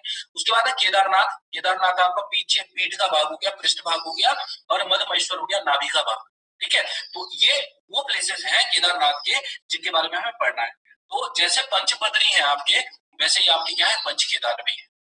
और इन पंच केदारों में अगर मैं बात करता हूं, तो उन पंच केदारों की जो स्थिति है, वो पंच केदारों की स्थिति आई क्यों? क्यों भगवान शिव के अलग अलग अंग, अलग अलग पार्ट्स हमें अलग अलग जगह दिख रहे हैं। तो इसके पीछे भी कहानी है कि जो ये केदार है आपके, ये केदार जो है भगवान शिव से रिलेटेड है। और इन केदारों की अगर मैं बात करता हूं, तो ये केदार जो भगवान शिव से रिलेटेड है, इन केदारों की जो आपकी क्या हुई है, जो इनका निर्माण हुआ, वो भी बड़े विचित्र तरीके से हुआ। फिर मैं आपके पांडवों पे आ रहा हूँ, महाभारत पे आ रहा हूँ। और महाभारत की जो कथा है वो कहती है कि पांडवों ने कौरवों को मारा था, अपने भाइयों का वध किया था, ठीक है। 100 भाई थे कौरव, उन सबको खत्म किया था, ठीक है। अब मैंने बता दिया कि भाई भाई को मार रहा है, आजकल तो नहीं लग रहा है ब्रह्म हत्या का दोष, लेकिन उस टाइम पहले जमाने में जो है आपका क्या लगता था, दोष लगता था। तो ये आपकी एक तरह से क्या थी, ब्रह्म हत्या थी। अपने परिवार के लोगों की हत्या ब्रह्म हत्या के अंतर्गत आएगी। और इसी हत्या के दोष से बचने के लिए इनको भगवान शिव के पास जाना था। भगवान शिव ही एक ऐसे देवता थे जो इनको ब्रह्म हत्या के दोष से मुक्ति दिला सकते थे। लेकिन भगवान तो भगवान है, ठीक है। क्या भगवान इनको ब्रह्म हत्या के दोष से मुक्ति ऐसे ही दिला देते? अगर ऐसे ही मुक्ति दे देते तो हर बंदा जो अपने भाई का वध कर डालता, आज भी करता, आज कर रहे हैं। लेकिन ऐसा होता कि तब तो हर बंदा यही सोचता कि हाँ भाई ब्रह्म हत्या का दोष लगेगा, और जब भगवान ने माफ करना ही है तो ठीक है, मैं भी कर देता हूँ। तो अब यहाँ पे भगवान शिव क्या कर रहे हैं, इनसे छिप रहे हैं। और इसी छिपने के क्रम में भगवान शिव जिन जिन प्लेसेस में छिपेंगे, जिन जिन प्लेसेस में छिपने के बाद जहां जहां जो अंग दिखाई देगा, जो पार्ट दिखाई देगा, वहां पे आपके केदार बन जाएंगे। ठीक है, और उन्हीं केदारों में आपका एक केदार आया था कल्प केदार। ठीक है, कल्पेश्वर जिसको हम कह रहे हैं, कल्प केदार या कल्पेश्वर जिसको हम कह रहे हैं, इस कल्पेश्वर के बारे में अगर मैं बात करूं तो ये पांचवा और अंतिम केदार है। ठीक है, इसको अंतिम केदार की संज्ञा दी जाती है इस कल्प केदार को। और कल्प का मतलब होता है आपके बाल, ठीक है, या हेयर्स। ठीक है, तो भगवान शिव के जो उलझे हुए बाल हैं, भगवान शिव की जो उलझी हुई जटाएं हैं, उन उलझी हुई जटाओं का यहाँ पे क्या किया जाता है, उनकी पूजा की जाती है इस कल्पेश्वर मंदिर से। ठीक है, तो ये कल्पेश्वर आपका भगवान शिव से रिलेटेड आपका एक केदार है। इस केदार को अंतिम केदार की संज्ञा दी जाती है, यानी पांचवें केदार की संज्ञा दी जाती है। और ये जो कल्प केदार है, ये कल्प केदार उर्गम घाटी में स्थित है। फिर ये उर्गम घाटी आ रही है, ये जोशीमठ के पास ही आपकी स्थित है उर्गम घाटी, ये आपको ध्यान। आपको उर्गम घाटी में जो ये आपका मंदिर स्थित है, इस मंदिर की अगर मैं निर्माण शैली की बात करूं तो देखो इसमें आपको छतर नहीं दिख रहा है। ठीक है, तो छत्र नहीं दिख रहा है, तो हम इसको अब ये नहीं कह सकते कि ये खत्री शैली है, इसको हम क्या कर सकते हैं, उत्तर भारत की नागर शैली कह सकते हैं। ये नागर शैली का प्रॉपर मंदिर है। ठीक है ना अरविंद, देखो ये जो भी मंदिर है इसमें आपको छत्र नहीं दिख रहा है, तो इसको हम क्या कह रहे हैं, नागर शैली कह रहे हैं। लेकिन अगर इसमें छत्र लग गया तो हमने इसको क्या कह दिया, आपका खत्री शैली कह दिया। ये बेसिक फर्क, सबसे बड़ा जो फर्क दिखाई देता है मंदिरों की शैली में वो ये है। तो ये कौन सा मंदिर है आपका, नागर शैली में आपका एक मंदिर है। ठीक है, भगवान शिव के केशों की पूजा हो रही है। आप लोगों में से शायद ही कोई एक ऐसा बच्चा होगा, अगर मैं वीडियोस ऑन करा दूं, कि जिसने अपने बाल नहीं बना रखे। सब बंदे जो है सजे धज के बैठ गए होंगे। ठीक है, एक आध को छोड़ के जिसके बाल नहीं होंगे, बाकी सबने कंघा जरूर किया होगा। तो ये मैं क्यों रिपीट कर रहा हूँ बार बार, ये इसलिए रिपीट कर रहा हूँ क्योंकि ये पूछा जाता है एग्जाम में क्वेश्चन, कि निम्नलिखित में से कौन सा ऐसा केदार है जो वर्ष भर खुला रहता है, जिसके कपाट कभी शीतकाल में भी बंद नहीं होते हैं। वो मंदिर आपका कल्पेश्वर ही है। कल्पेश्वर मतलब बाल नाना नाना धोना करते हो, बालों को जरूर बनाते हो, हर रोज कंघी करते हो। तो यहाँ पे भी हमें हर रोज भगवान की पूजा करनी है, उसी के प्लेस में पूजा करनी है, ये आपको ध्यान रखना है। तो कल्पेश्वर वो आपका मंदिर है, कल्पेश्वर मंदिर ये हो गया। ठीक, इसका चित्र नहीं मिल पाया मेरे को कल्पेश्वर मंदिर का। ठीक है, नेक्स्ट है आपका रुद्रनाथ। ठीक है, रुद्रनाथ की अगर मैं बात करता हूँ तो रुद्रनाथ आपका वो मंदिर है जहाँ पे भगवान शिव की जो है रौद्र मुख की पूजा। रुद्र का मतलब होता है आपका गुस्सा, चेहरा। ठीक है, तो ये वो क्षेत्र है आपका, या ये वो मंदिर है आपका जहाँ पे भगवान शिव की आपके रौद्र मुख की पूजा होती है। भगवान शिव का जो रौद्र मुख है, इस रौद्र मुख में जो भगवान शिव की जो मूर्ति है, इसकी विशेषता ये देख लो, यहाँ पे क्या है, भगवान शिव के लिंग की पूजा हो रही है, क्या हो रही है, उसके मुख की पूजा हो रही है, एक आनंद मुख। ठीक है, एक आनंद वाला मुख, एक पूजा वाला, मतलब जो पूजा है वो आपकी सिंगल पूजाओं वाली, और एक ही मुख है उसका। ठीक है, तो यहाँ पे भगवान शिव की जो है क्या हो रही है, पूजा हो रही है। ब्रह्म कमल वाला तो बताए, ब्रह्म कमल इसके बाद बताओ, यही तो है रुद्रनाथ, ही तो है ब्रह्म कमल वाला। ब्रह्मकमल रुद्रनाथ पे ही चढ़ाया जाता है, वैसे भगवान शिव को चढ़ाया ही जाता है रुद्रनाथ में ब्रह्मकमल, लेकिन ब्रह्मकमल यहाँ रुद्रनाथ में सबसे ज्यादा होता है, इसी वजह से रुद्रनाथ पे चढ़ाया जाता है। तो ये जो रुद्रनाथ है आपका, इस रुद्रनाथ को जो है चतुर्थ केदार की, चौथे केदार की संज्ञा दी जाती है।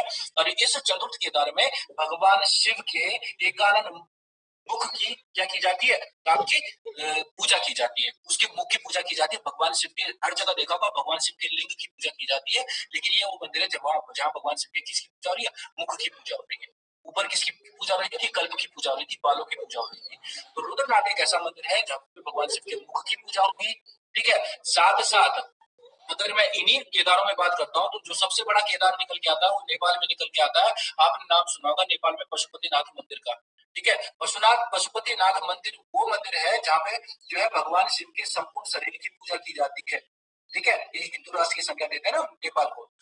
तो नेपाल का पशुपतिनाथ मंदिर जो है भगवान शिव से रिलेटेड आपका मंदिर है। ठीक है, तो इन्हीं 5 मंदिरों में से अगर मैं कहूँगी सबसे बड़ा मंदिर अगर निकल के आता है तो वही आपका पशुपतिनाथ मंदिर है, जिसमें पूरे भगवान शिव की पूजा की जा रही है। बाकी रुद्रनाथ मंदिर जो है आपका क्या होता है, देखो कार्तिक मास की संक्रांति के दिन बंद होता है, तो ये डेटें याद रखने की जरूरत नहीं है, इन चीजों को छोड़ देना।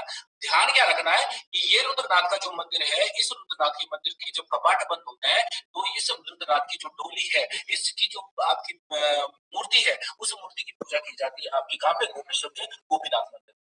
गोपीनाथ मंदिर में आपकी इसकी शीतकाल में पूजा की जाती है। सवाल पूछा जाता है ये कि रुद्रनाथ मंदिर का शीतकालीन आवास, भगवान रुद्रनाथ का शीतकालीन आवास कहाँ है। तो भगवान रुद्रनाथ का जो शीतकालीन आवास है वो आपका कहाँ है? गोपेश्वर का गोपीनाथ मंदिर है। ठीक है, बाकी ये कहां पर है? गोपेश्वर से जो है आपका रास्ता जाता है सदर गांव होते हुए, काफी लंबा ट्रैक है, काफी लंबा पैदल जाना पड़ता है इस क्षेत्र में। ठीक है, तो से 17 किलोमीटर पैदल चलना पड़ता है, कई लोग इसको सागर गांव भी कहते हैं।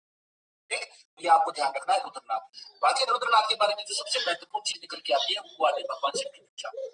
एक्चुअली यहाँ पे भगवान शिव की पूजा के लिए आपका ब्रह्मकमल के पुष्पों का जो है प्रयोग किया जाता है, और ब्रह्मकमल के चढ़ावे के बगैर भगवान शिव की जो आपकी पूजा है, स्तुति है, उसको क्या माना जाता है? कंप्लीट नहीं माना जाता है, उसको जो है आपका अधूरा माना जाता है। तो यहाँ पे भगवान शिव को किस चीज के? आपका ब्रह्म कमल, जो कि उत्तराखंड का क्या है? आपका राज्य पुष्प है, उसको चढ़ाए जाने की परंपरा है प्राचीन काल से। और वही ब्रह्म कमल जिसका बॉटनिकल नेम आपका क्या है? सूर्या उबलाटा है या उबेलाटा है। ये चीजें मैं आपको बताऊंगा ही, ज्योग्राफी में बताना ही है मैंने, इसके बारे में ज्यादा कुछ नहीं है। बाकी चंद्रकूट है, शिवकुंड है, इनके बारे में नहीं करना है चर्चा। ये मंदिर है, और इस मंदिर के साथ लगे बहुत सारे छोटे छोटे गुफा मंदिर भी आपके निकल के आते हैं। ठीक है, नेक्स्ट है आपका पंचप्रयाग। ठीक है, अब एक चीज ध्यान रखो, ये मैंने देखो ऊपर ये है ना। अब यहाँ पे अगर आपने स्लाइड की, गलती से कई बच्चे होते हैं जो है जिनको आदत होती है किस चीज की? आपकी स्लाइडों की कॉपी लेने की। तो ये आपको ध्यान रखना कि ये जो 3 है आपके, ये वाले, ये आपके कहाँ है? रुद्रप्रयाग। ठीक है, तो पंच केदारों में से 2 प्रयाग कहाँ पे आपके? चमोली जनपद में है, और बाकी 3 के प्रयाग कहाँ है आपके? 3 प्रयाग आपके रुद्रप्रयाग में। इसीलिए मैं इनको छोड़ रहा हूँ, इसीलिए मैं इनको बता नहीं रहा। मोटा मोटा अगर मैं बता दूं तो तुंगनाथ अगर देखा जाए तो तुंगनाथ में भगवान जो शिव है, भगवान शिव की पूजाओं की पूजा होती है। भगवान शिव की जो साइड वाले बाजू वाला जो सेक्शन है उसकी पूजा होती है। और ये तुंगनाथ जो है आपका इसमें है, आपका रुद्रप्रयाग में स्थित है। और ये तुंगनाथ सभी मंदिर समूह में सर्वाधिक ऊंचाई पर स्थित आपका मंदिर है। ये आपको ध्यान रखना है, एग्जाम में कई बार पूछा जाता है कि कौन सा निम्नलिखित में से कौन सा ऐसा मंदिर है जो सबसे ज्यादा ऊंचाई पर स्थित है? तुंगनाथ मंदिर आपका भगवान शिव जी का जो मंदिर है, ये मंदिर आपका सर्वाधिक ऊंचाई पर, उत्तराखंड का सर्वाधिक ऊंचाई पर स्थित देवालय है। और इस तुंगनाथ के कपाट भी कब बंद होते हैं? शीतकाल में बंद होते हैं। और शीतकाल में इस तुंगनाथ भगवान की पूजा कहाँ की जाती है? आपके मक्कू मठ में की जाती है। ठीक है, मक्कू नाथ में की जाती है, ये आपको ध्यान रखना है। मुखी मठ के पास ही आपका ये मक्कू मठ है, मक्कू नाथ है, इसका आपको विशेष ध्यान रखना है तुंगनाथ। नेक्स्ट है केदारनाथ। केदारनाथ आप सभी लोगों को पता है कि मंदाकिनी नदी से लगा हुआ एक महत्वपूर्ण प्लेस है, जिसमें 2013 की आपदा में उत्तराखंड में बहुत तबाही मचाई थी।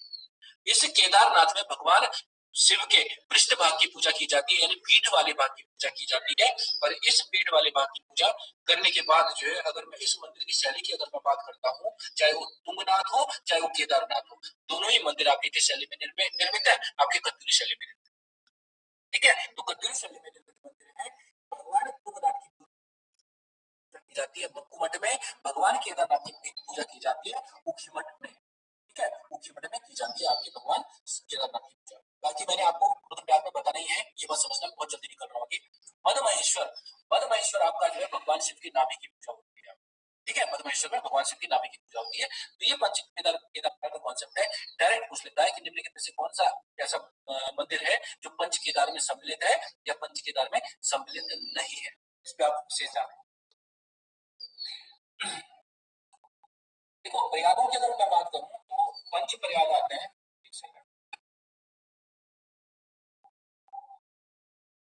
पंच प्रयाग, और पंच प्रयागों में जो पहला प्रयाग है आपका वो विष्णु प्रयाग है, दूसरा प्रयाग आपका नंद प्रयाग है, तीसरा प्रयाग आपका कर्ण प्रयाग है, चौथा प्रयाग आपका रुद्र प्रयाग है, अंतिम प्रयाग आपका कौन सा है? आपका देव प्रयाग है, देव प्रयाग है। ठीक है, तो ये 5 प्रयाग है आपके। इसका मतलब ये नहीं है कि प्रयाग आपके उत्तराखंड में कम है, प्रयाग उत्तराखंड में बहुत सारे हैं, लेकिन जिनको पंच प्रयागों की संज्ञा दी जाती है वो पंच प्रयाग आपके आपको मैं दिखा रहा हूँ। ठीक है, ये तीन पांच पंच प्रयागों में से जो 3 प्रयाग है आपके कहाँ पर स्थित है? इसी चमोली डिस्ट्रिक्ट में।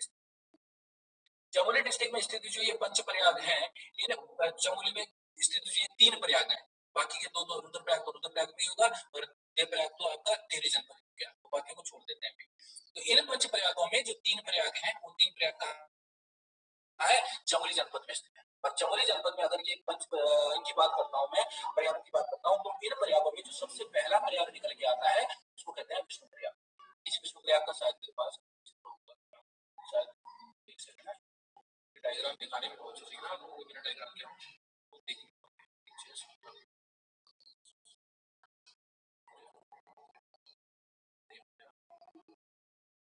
ये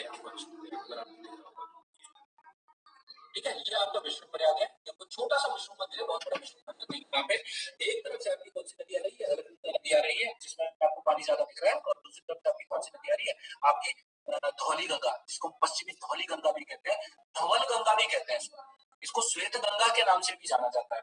ठीक है, इसको विष्णु गंगा के नाम से भी जाना जाता है। ये आपकी वो नदी है। ठीक है, तो इसका भी आपको ध्यान रखना है विशेष कि विष्णु प्रयाग में जो है किन किन नदियों का संगम होता है, क्योंकि संगम बहुत इंपॉर्टेंट होता है। ये यहाँ पे जो क्या नाम है इसका, किसी बच्चे से अगर मैं पूछूं, अरविंद तुम बताओ मेरे को, ये बताओ कि नहीं अरविंद बताओ आप, ये लड़की जो है आपकी टीवी वाली, क्या नाम है इसका, जो टीवी वाली लड़की है ये रतुड़ी थी, रतुड़ी है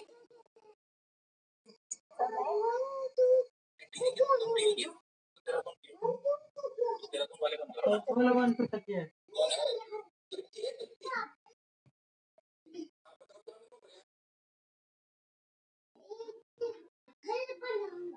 हाँ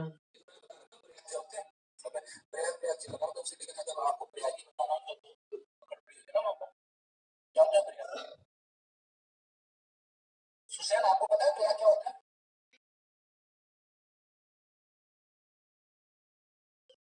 सुशैन आपको आवाज आ रही है भाई? हाँ आप मेरे को ये बताओ कि मैं अगर आपसे पूछूं कि प्रयाग क्या होता है, प्रयाग आप कैसे डिफाइन करेंगे? नहीं फिर भी बेसिक वही आप कह रहे हो, अभी दो नदियां मिल रही है तो प्रयाग कौन है? ऐसी क्षेत्रों को करेंगे जहाँ पे दो नदियां मिल रही है ना। चलो कोई बात नहीं।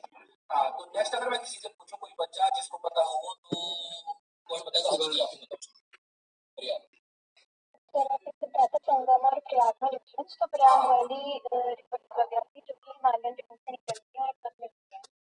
हाँ हिमालयन रेंज से भी ऐसा नहीं है, देखो उत्तराखंड तो पूरा हिमालयन रेंज में स्थित है, इसका मतलब थोड़ी है कि किसी भी गड्ढे से किसी भी पर्वत से कोई नदी निकलेगी वो प्रयाग में। ग्लेशियर्स, बिल्कुल सही कह रहे हो, ग्लेशियर्स। तो ध्यान क्या रखना है आपको कि अगर मैं आपसे पूछूं कि उत्तराखंड में आपका देव प्रयाग है, कर्ण प्रयाग है, तो पहले कोई प्रयाग है, हम उसे प्रयाग क्यों कहते हैं, हम उसको संगम क्यों नहीं कहते, हम उसको सीधा हमने देव क्यों नहीं कहते उस जगह को, हमने देव संगम क्यों नहीं कहते, हमने उसको प्रयाग क्यों कहा? इसके पीछे कॉन्सेप्ट ये है कि उत्तराखंड की अधिकांश जो नदियां निकल रही है वो कहां से निकल रही है? पर्वतों से निकल रही है। पर्वत में कौन सा है? हिमालय पर्वत। यानी वो नदियां जो कहां से निकल रही है? हिमालय पर्वत की जो ग्लेशियर्स हैं, ठीक है, जो आपके ग्लेशियर्स हैं, जो आपके बर्फ के पहाड़ हैं, पवित्र पहाड़ हैं, उन पहाड़ों से निकल रही है, उनका जहां पे संगम होता है उनको क्या कहते हैं? प्रयाग। और अच्छे शब्दों में अगर देखना चाहो तो सीधा कह सकते हो कि पवित्र हिमनदों से, पवित्र हिमनदों से निकलने वाली नदियां जहां पे मिलती हैं उनको हम क्या कहते हैं? प्रयाग। ठीक है, तो इसीलिए आपका प्रयाग का कॉन्सेप्ट आता है, पवित्र वर्ड जो आ रहा है हिमनदों से, ग्लेशियर से जो निकल के आ रहा है उन नदियों के संगम की बात कर रहा है, इसलिए हम क्या कहते हैं? इसको प्रयाग कहते हैं। साउथ में कहीं प्रयाग देखा आपने कि गोदावरी नदी जो है किसी नदी से मिल रही है और हम कह रहे हैं कि वो प्रयाग है? नहीं कह रहे कभी, इसलिए नहीं कह रहे हैं, क्यों? क्योंकि जो साउथ की नदियां है वो किसी ग्लेशियर से नहीं निकल रही है, वो केवल पहाड़ों से निकल रही है। ठीक है, पेड़ होंगे, उन पेड़ों के बीच में जिस पानी निकल रहा है उन पेड़ों से निकल रही है। उधर की नदियां आपकी क्या होती है? आपकी सूख जाती है गर्मियों में, सर्दियों में, गर्मियों में। ठीक है, लेकिन अगर आप बात सर्दियों में सूख जाती है, लेकिन अगर आप बाद में देखो यहाँ पे उत्तराखंड की जो नदी है वो सदा दिया है, सतत बहने वाली है। रीजन क्या है? पर्वतों से नदी करके ज्यादातर जो नदियां निकल रही है किसी हिमालयों से निकल। तो अगर मैं प्रयाग की कॉन्सेप्ट की बात करता हूँ तो प्रयाग वो प्लेस होते हैं जहाँ पे जो है पवित्र हिमनदों से निकलने वाली, ग्लेशियर से निकलने वाली नदियां मिलती है। ये आपको बेसिक पीसीएस, उत्तराखंड पीसीएस में कल उसमें पूछा गया क्वेश्चन है, किसमें? आपका इंटरव्यू में पूछा गया क्वेश्चन है, इस स्तर से ही पूछा गया था ये क्वेश्चन। इन चीजों को ध्यान रखना है आप लोगों को, छोटी छोटी चीज है। मैं बता रहा हूँ कि यहाँ पे कई लड़कियां ऐसी होंगी जिन्होंने अपने कान छिदवा रखे होंगे, ठीक है, और कान में जो है उन्होंने अगर ऊपर वाला सेक्शन छिदवा रखा होगा, उनको ये पता नहीं है कि इसको कहते क्या है, बस ये है कि कान में डाल दिया, लेकिन इसको गढ़वाली में क्या कहते हैं। ठीक है, तो जो चीजें आप इम्प्लीमेंट कर रहे हो, जिन चीजों को आप, जिन वर्ड्स को आप क्या कर रहे हो, महसूस कर रहे हो, जिन वर्ड्स को आप देख रहे हो, उन वर्ड्स का जब तक मीनिंग आपको पता ना हो ना तब तक वो वेस्ट होता है।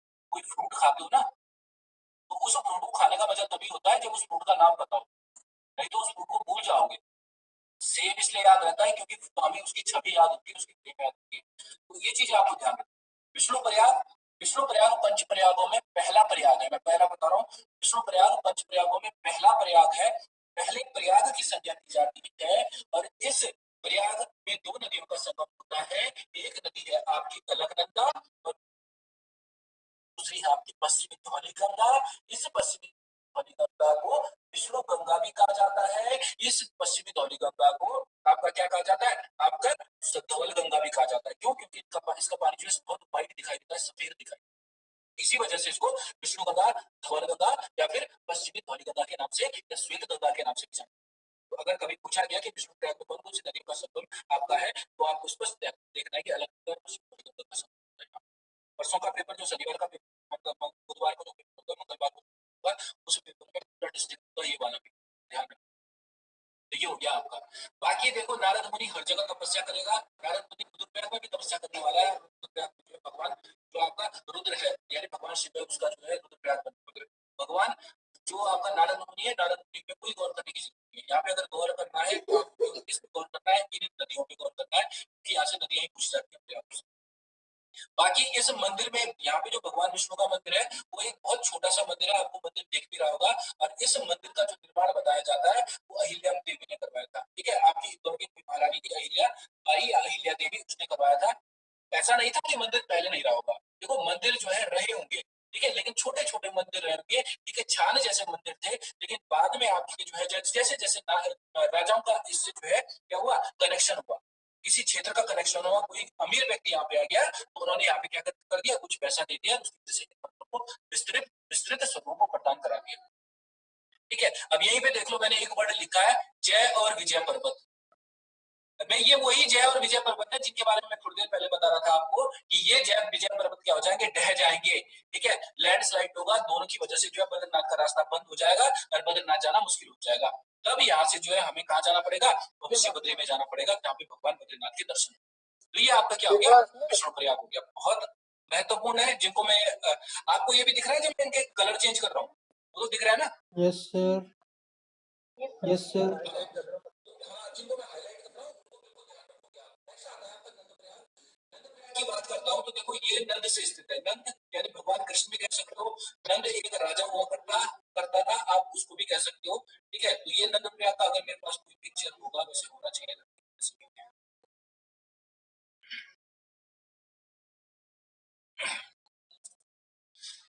ठीक है, ये आपका नंद प्रयाग। अगर मैं इस नंद प्रयाग की बात करता हूँ तो इस नंद प्रयाग में मैंने कल भी बताया था आपको कि नंद प्रयाग में जो आपका दो नदियों का संगम होता है, दो नदियां यहाँ पे मिल रही हैं और इन दो नदियों में आपका एक नदी आपको दिख रही है जिसमें ज्यादा पानी आपको दिख रहा है, वो आपकी कौन सी नदी है? वो आपकी अलग नदी है। ठीक है, जो दूसरी नदी आपकी आ रही है लेफ्ट हैंड साइड से आपको दिख रही होगी अपनी तरफ से, वो आपकी कौन सी है? नंदाकिनी नदी है। यानी नंद प्रयाग वो क्षेत्र है जहां पे आपकी कौन कौन सी नदियों का संगम हो रहा है? नंदाकिनी और अलकनंदा का संगम। तो नंदाकिनी और अलकनंदा नदी आपको विशेष याद रखनी है। मैं पहले बता रहा हूँ, यहाँ पे प्रयागों में केवल नदियों के नाम पूछे जाते हैं। ये आप एक हो गए, इनको हाईलाइट कर दिया मैंने, इनको याद रखोगे। तो नंद प्रयाग आपका द्वितीय प्रयाग की संज्ञा दी जाती है, दूसरे प्रयाग की संज्ञा दी जाती है इसे। और इस नंद प्रयाग के बारे में बताया जाता है कि यहाँ पे जो नंदाकिनी नदी है वो एक अपवित्र नदी है। ठीक है, वो होली नदी में नहीं आती है। जो होली नदी होती है, आपकी पवित्र नदी होती है, उनमें नहीं आती है। रीजन मैंने आपको कल बताया था कि इस नंदाकिनी नदी के तट पर किसी प्रसूति ने बच्चे को जन्म दिया था। किसी महिला ने एक बच्चे को जन्म दिया था। ठीक है, कोई नाजायज बच्चा था। और आप सभी लोगों को पता है कि हमारे देश में मान्यता है कि जब कोई लड़की प्रसूति होती है, जब कोई और जो है क्या होती है, आपके प्रेग्नेंट होती है, जब बच्चा होता है उसका, तो उसको पानी से दूर रखा जाता है, उसको समाज से दूर रख लेते हैं।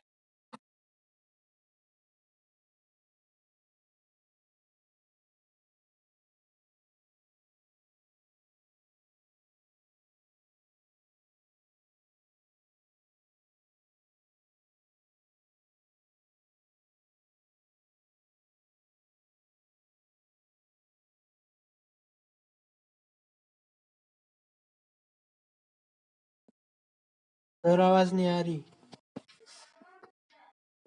वही लगे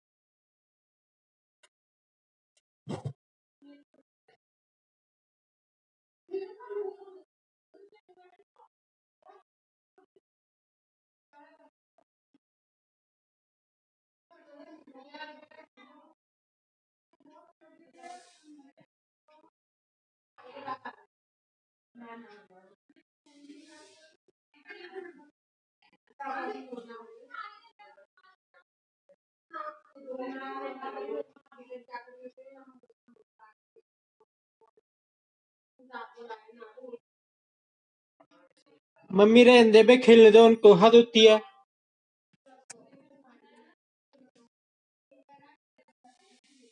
हमें जाना है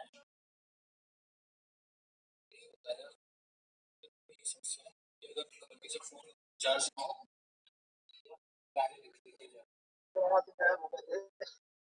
हाँ तो क्या क्या क्या हाँ फोन ऐसे फोन मेरा दूसरे कोने में रखा है ना, वो चार्जिंग पे लगा था, लेकिन जो है फोन की वायर थी उसको जो है वो चार्जिंग ऑन करना भूल गया, तो चार्ज नहीं था, स्विच ऑफ हो गया। तो अब नंदप्रयाग में था मैं, ठीक है। तो नंदप्रयाग की अगर मैं बात कर रहा हूँ तो नंदप्रयाग के बारे में आपको बता चुका हूँ कि दो नदियों का संगम हो रहा है, मंदाकिनी और अलकनंदा का। मंदाकिनी वो नदी है जिसको अपवित्र नदियां कहा जाता है। पंचप्रयागों में केवल एकमात्र नदी है जिसको आपका पवित्र नदी में नहीं गिना जाता है।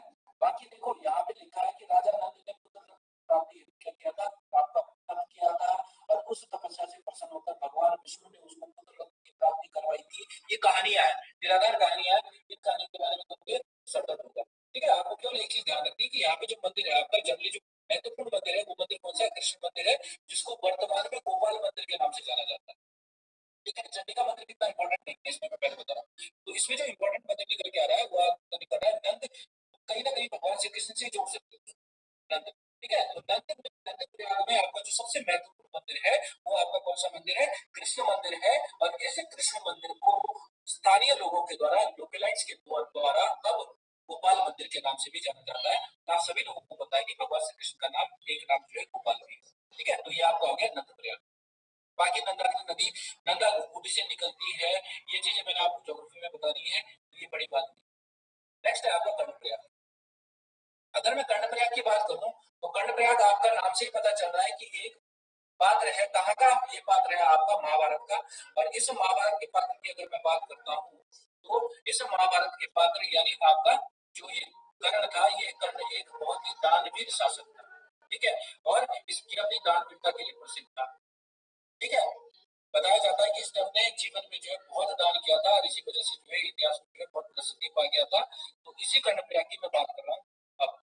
तो ये कर्णप्रयाग भी आपको दिख रहा होगा, यहाँ पे भी दो नदियों का संगम हो रहा है इस कर्णप्रयाग में। एक नदी आपकी पिंडर नदी है और दूसरी तरफ आपकी अलकनंदा नदी है। तो आपको अपनी तरफ से जो नदी दिखाई दे रही है उस नदी का नाम क्या है? आपका पिंडर नदी है। जबकि जो दूसरी तरफ से दिखाई दे रही है नदी, उसका नाम क्या है? आपका अलकनंदा नदी है।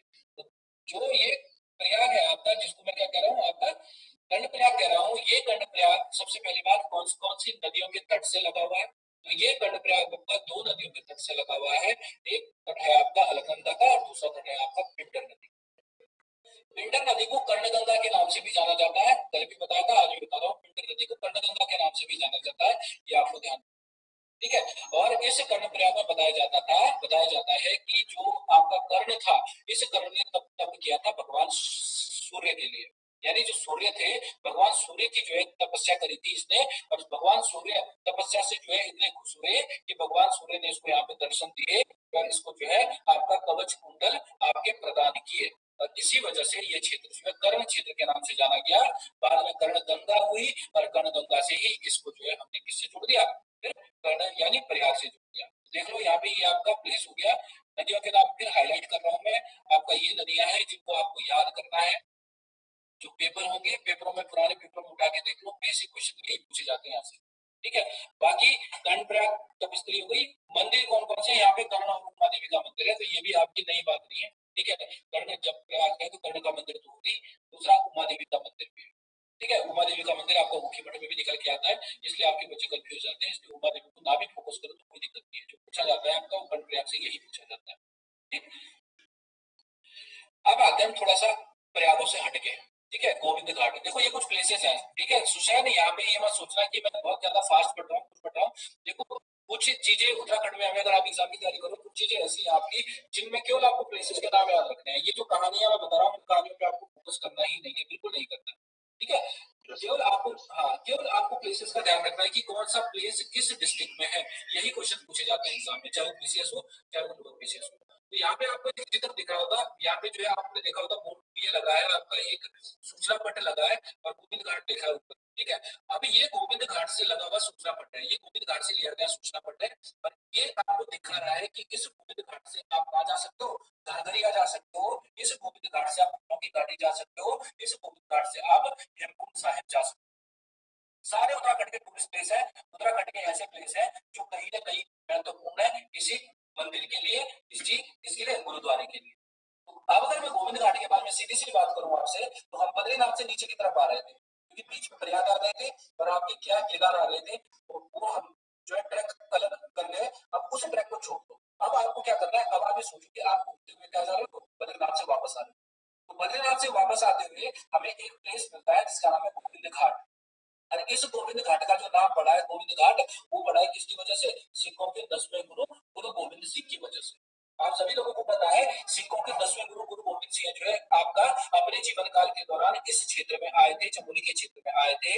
और जो सिखों का ये 10वां गुरु था गुरु गोविंद सिंह, इसी गुरु गोविंद के द्वारा यहाँ पे इस गोविंद घाट में जो है स्टे किया गया था, रुका गया था।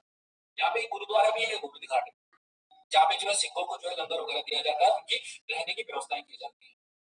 तो अब गोविंद घाट आपका कौन सी नदी से लगा हुआ है, पहला इंपॉर्टेंट क्वेश्चन। तो आप लोग कहां से आ रहे हैं, बद्रीनाथ से आ रहे हैं, तो इसका मतलब है डेफिनेट है नदी कौन सी होने वाली है, अलकनंदा ही होने वाली है। वो भी गोविंद घाट आपका एक ऐसा प्लेस है जो अलकनंदा नदी से लगा हुआ है। अलकनंदा नदी के तट से लगा हुआ जो ये प्लेस है, इस प्लेस से अगर मैं आप ही से बोलूं एक्सप्लेन करने के लिए, तो आप जो इस सूचना पट को पढ़ सकते हो जिसमें इंफॉर्मेशन दी है। आप कह सकते हो कि गोविंद घाट वो प्लेस है जो अलकनंदा नदी के किनारे स्थित है, और यहाँ पर गुरु गोविंद सिंह आए थे, और गुरु गोविंद सिंह ने यहाँ पे जो है स्टे किया था। और इसी गोविंद घाट से फिर हम जो है कहाँ करके ले जा सकते हैं, घाघरिया, फूलों की घाटी और हेमकुंड जैसे जो प्लेसेस है उनके दर्शन कर सकते हैं। यानी गोविंद घाट से रास्ते कट रहे हैं आपके कहाँ के लिए, फूलों की घाटी के लिए, हेमकुंड साहब, ठीक है। तो ये था आपका गोविंद घाट, अलकनंदा नदी के तट से लगा हुआ आपका बहुत महत्वपूर्ण तट है। जो अब आपका सेक्शन आ रहा है, वो सेक्शन आपका और महत्वपूर्ण सेक्शन है जिसको हम कहते हैं फूलों की घाटी, ठीक है, द वैली ऑफ फ्लावर्स। बहुत इंपॉर्टेंट है, और इतनी इंपॉर्टेंट है कि अगर आप पुराने पेपर उठा के दिखाओगे, इससे कई क्वेश्चन पूछे गए हैं। फूलों की घाटी, ये तो घाटी है केवल, लेकिन इस घाटी को आपको पता है कि फूलों की घाटी नेशनल पार्क भी बना दिया गया है इस क्षेत्र, तो नेशनल पार्क भी पूछा जाता है। उस नेशनल पार्क का एरिया पूछ लेता है, उस नेशनल पार्क की ये पूछ लेता है कि कब उसको बनाया गया था, कब उसको जो है सृजित किया गया था। तो कई आपके क्वेश्चंस निकल के आते हैं इस वैली ऑफ फ्लावर्स, ठीक है। तो अगर मैं वैली ऑफ फ्लावर्स की बात करता हूँ, तो ये वैली ऑफ फ्लावर्स आपका एक ऐसा प्लेस है चमोली डिस्ट्रिक्ट का जो विश्व पटल पर प्रसिद्धि पाया 1931 के बाद, 1931 के बाद। एक्चुअली होता क्या है कि यहाँ पे एक व्यक्ति आता है 1931 के आसपास, जिसका नाम था आपका, क्या नाम था भाई, फूलों की घाटी किसने लिखी थी बताओ जरा, फ्रैंक स्मिथ ने लिखी थी, या फ्रैंक स्माइथ भी कहते हैं इसको, ठीक है। तो बताया जाता है कि जो फ्रैंक स्मिथ था आपका, ये फ्रैंक स्मिथ जो उत्तराखंड में घूमने आया, तो 1930 इकतीस में जो है ये बंदा कहाँ गया, कॉमेट पर्वत पे गया। और कॉमेट पर्वत पर जब चढ़ाई कर रहा था अपने दोस्तों के साथ, उनमें से इसका दोस्त भी था एक जिसका नाम था विलियम वोर्ड्सवर्थ, ठीक है। वो मैं आपको जो है फूलों की घाटी, जब मैं नेशनल पार्क लिखाऊंगा या फूलों की घाटी जो क्या लिखाऊंगा, ये उसमें मैं आपको दिखाऊंगा, ठीक है। यहाँ पे मैं केवल आपको प्लेसेस की बात बता रहा हूँ कि ये प्लेस आपका चमोली जनपद में स्थित है। जो मैं डिटेल आपको समझा रहा हूँ, सुना रहा हूँ, उसको ऐसा कहानी लो, याद हो रही है तब भी ओके है, नहीं भी याद हो रही है तो कोई दिक्कत नहीं है। क्यों, क्योंकि ये सेक्शन दोबारा आएगा आपके पास, चाहे ज्योग्राफी में आए ज्ञान पढ़ते हुए, चाहे वो नेशनल पार्क में आए नेशनल पार्क में पढ़ते हुए, तो इससे कंफ्यूज मत होना। यहाँ पे आपको केवल ध्यान रखना है फूलों की घाटी चमोली जनपद में स्थित है, वैली ऑफ फ्लावर्स चमोली में स्थित है। तो फूलों की घाटी की अगर मैं बात करता हूँ, तो ये फूलों की घाटी आपका वो प्लेस है, ये फूलों की घाटी आपका वो प्लेस है जिसमें जो है लगभग 500 प्रजाति के 500 स्पीसीज जो है यहाँ पे फूलों की पाई जाती है। इन 500 प्रजातियों की पुष्पों की अगर मैं बात करता हूँ, इस घाटी की अगर मैं बात करता हूँ, तो इस घाटी को खोजने का श्रेय दिया जाता है आपको, इसको फ्रैंक स्मिथ को। और फ्रैंक स्मिथ या स्माइक जो है 1931 के आसपास इस चमोली डिस्ट्रिक्ट में आए थे ट्रैकिंग के लिए। और ट्रैकिंग के दौरान जो है ये कामेट पर्वत शिखर जो आपको पड़ता है चमोली जनपद में, उस कामेट शिखर की तरफ, पर्वत की तरफ जब टॉप पे पहुंचे तो उन्होंने फिर इस वैली को देखा जहां पे जो है असंख्य प्रजाति के पुष्प खिले हैं, और उससे ये बहुत इंप्रेस हो गया, और वहीं से जो है भाई साहब ने प्लान कर लिया कि अब मेरा जो नेक्स्ट बड़ा होगा वो कौन सा होगा, यही घाटी।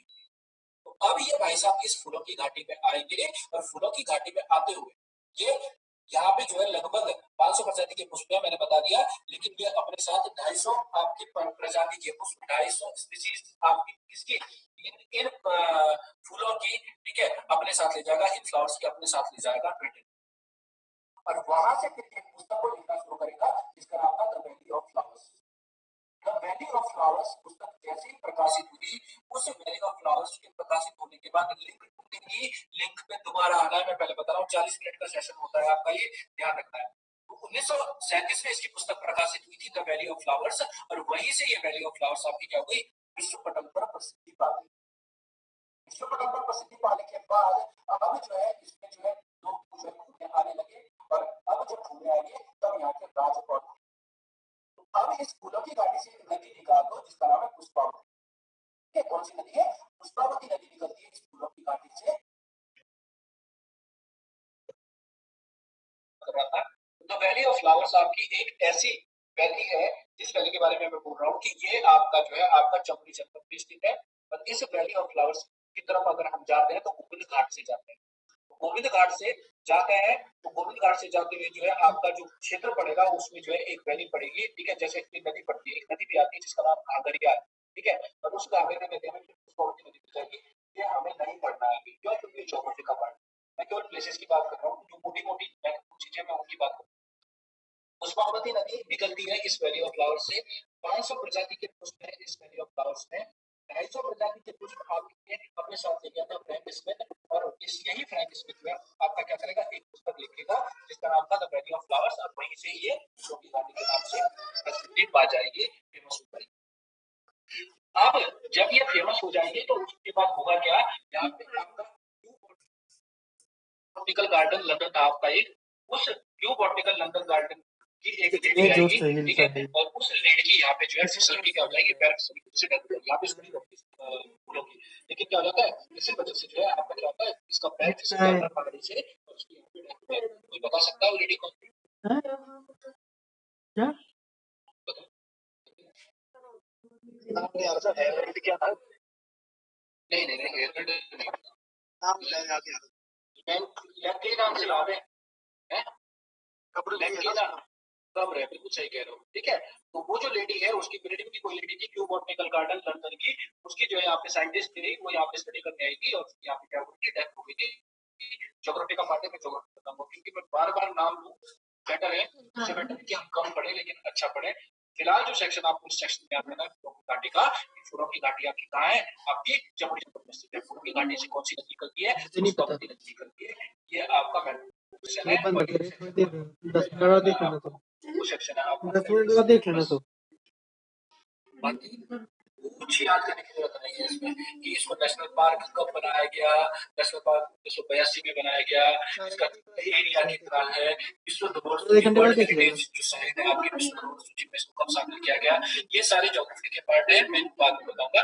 फिर भी आप अगर कोई बच्चा अगर इसको करना चाहते हो तो विश्व धरोहर सूची में इसको शामिल किया गया था 2005 में। बाहर बैठा बैठ नेशनल पार्क के नाम से ये नेक्स्ट अगर मैं आता हूँ तो छोटे छोटे टॉपिक है आपके, कुछ नहीं है यहाँ पे पढ़ने के लिए। देखो ये आपकी फूलों की घाटी का एक और चित्र है, ठीक है, देख लो कैसी वैली है, कैसे यहाँ पे फ्लावर्स है, बहुत से एरिया पिक्चर।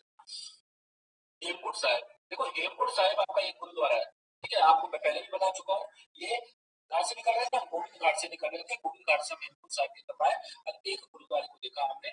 और इस हेमकुंड साहिब में अगर मैं बात करूँ तो गुरुद्वारे के साथ साथ आपको एक क्या दिख रही है, झील भी दिख रही होगी, ठीक है, आपको एक लेक भी दिख रही होगी, और इसी लेक की वजह से ये आपका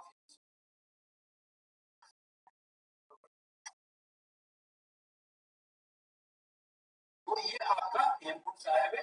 हेमकुंड साहिब के ठीक सामने स्कूटी के सामने इस झील के सामने आपको एक जो है क्या दिखा होगा, आपको एक गुरुद्वारा भी दिखा होगा, इसको हेमकुंड साहिब गुरुद्वारा कहा जाता है। तो अभी ये जो आपकी झील है, इस झील की अगर मैं बात करता हूँ तो ये झील जो है पूछी जाती है एग्जाम में कि निम्नलिखित में नीचे कौन सी ऐसी झील है जो 7 ओर से पर्वतों से घिरी है?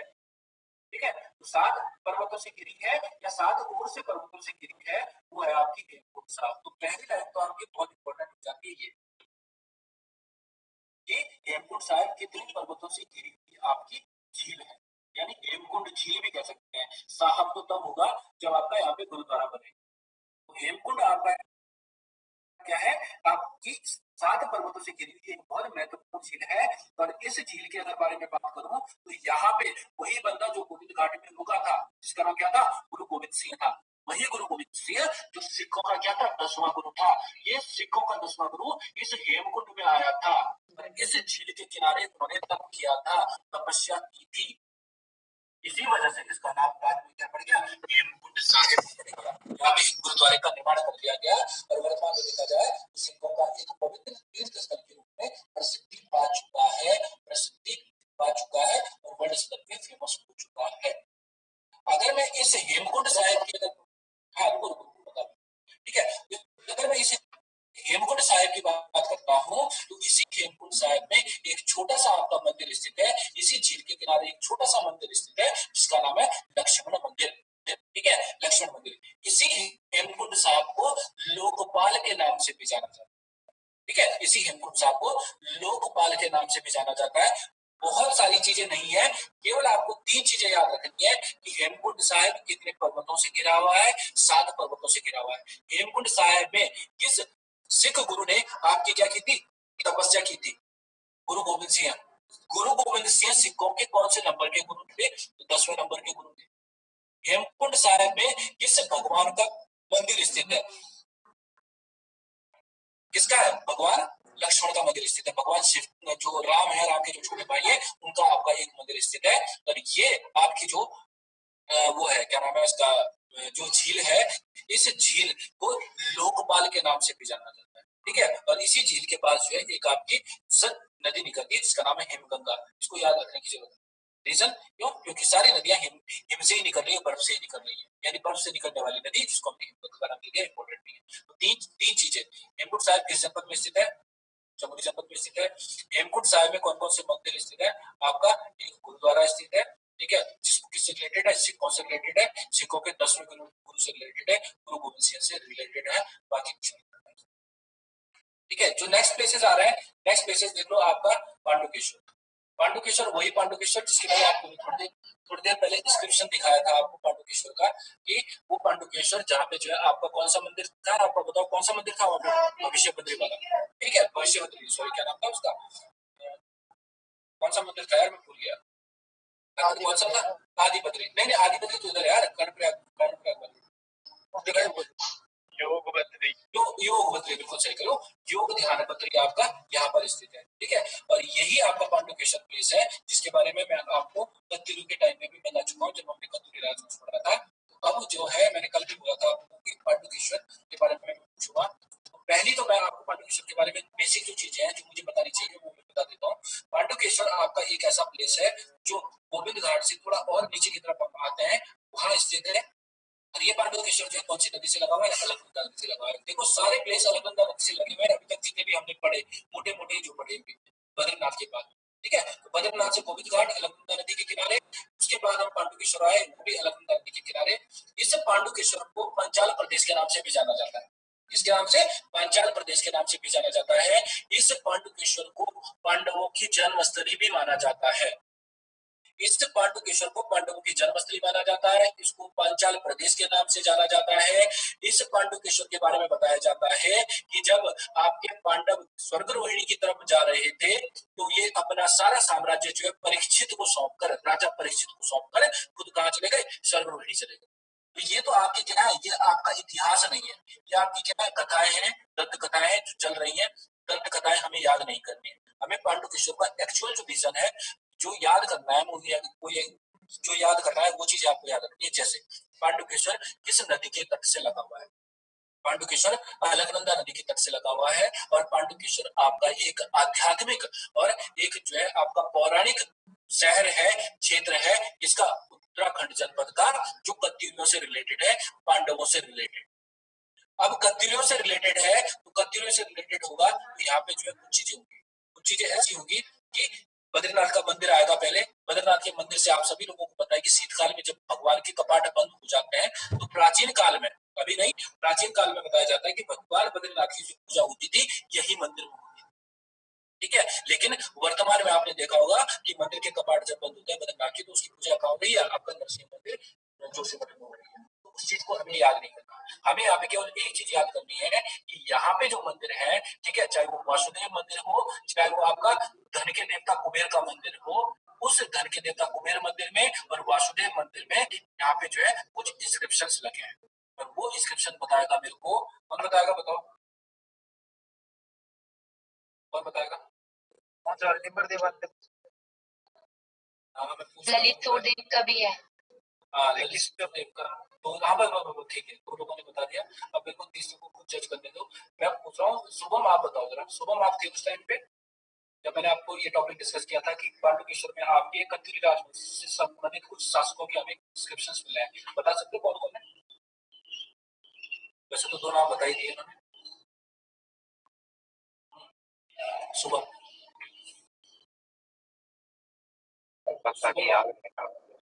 शुभम को याद नहीं है। विवेक आपको याद है? विवेक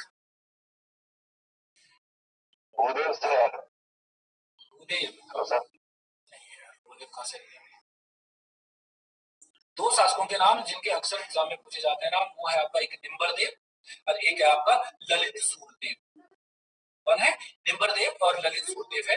अब ललित देव और निम्बरदेव और ललित सूरदेव के बारे में मेरे को अदिति आप बताओ क्या है, क्या लिखा गया है? अदिति आवाज आ रही है? तो ललित सूर वाला था डिस्क्रिप्शन में पहले ये ना बताओ मेरे को कौन कौन से साल में आए थे ललित सूरदेव के? ललित की बता देना पहले।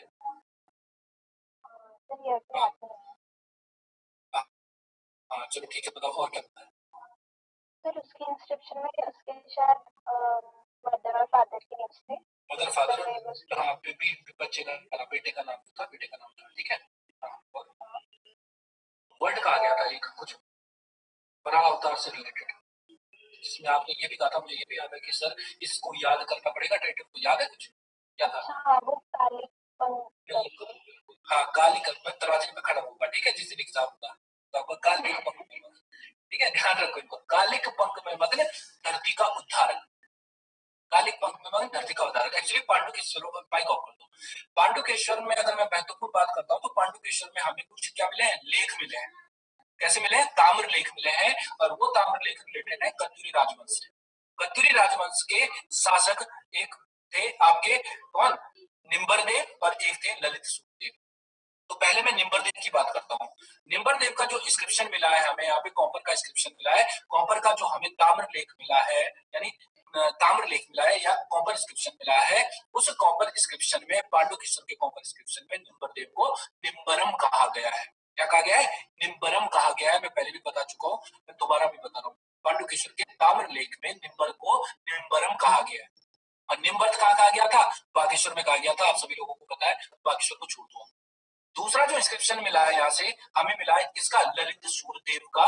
और ललित सूरदेव के जो इंस्क्रिप्शन है वो उसके शासनकाल के 21वें और 22वें वर्ष के, 21 और 22 जो आपका ईयर आएगा उसके शासनकाल का, उस दौर में उसने ये आपके इंस्क्रिप्शन आपके क्या करे थे?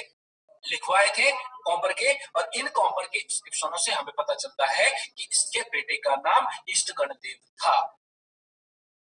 सॉरी, इष्टगणदेव नहीं, भूदेव। इसके बेटे का नाम क्या था? आपका भूदेव था। इष्टगणदेव तो इसका पिता था, ठीक है। तो इष्टगणदेव इसके बेटे का नाम था। और इसका जो ये इंस्क्रिप्शन है, इस इंस्क्रिप्शन में लिखा है कालिक पंख में मग्न धरती का उद्धारक।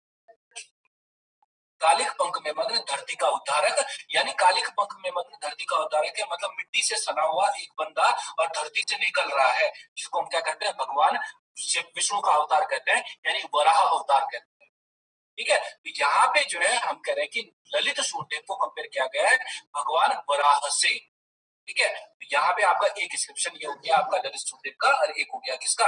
आपका क्या निम्बरदेव का। निम्बरदेव और ललित सूरदेव दोनों याद रखोगे, आपको ध्यान रखना है। कत्यूरी राजवंश का कौन सा ऐसा शासक है जिसके सबसे ज्यादा हम इंस्क्रिप्शन मिले हैं? बताएगा कोई? कौन सा? ललित सूरदेव। डल सूर्य, टोटल लगभग 5 इंस्क्रिप्शन हमको इसके प्राप्त होते हैं।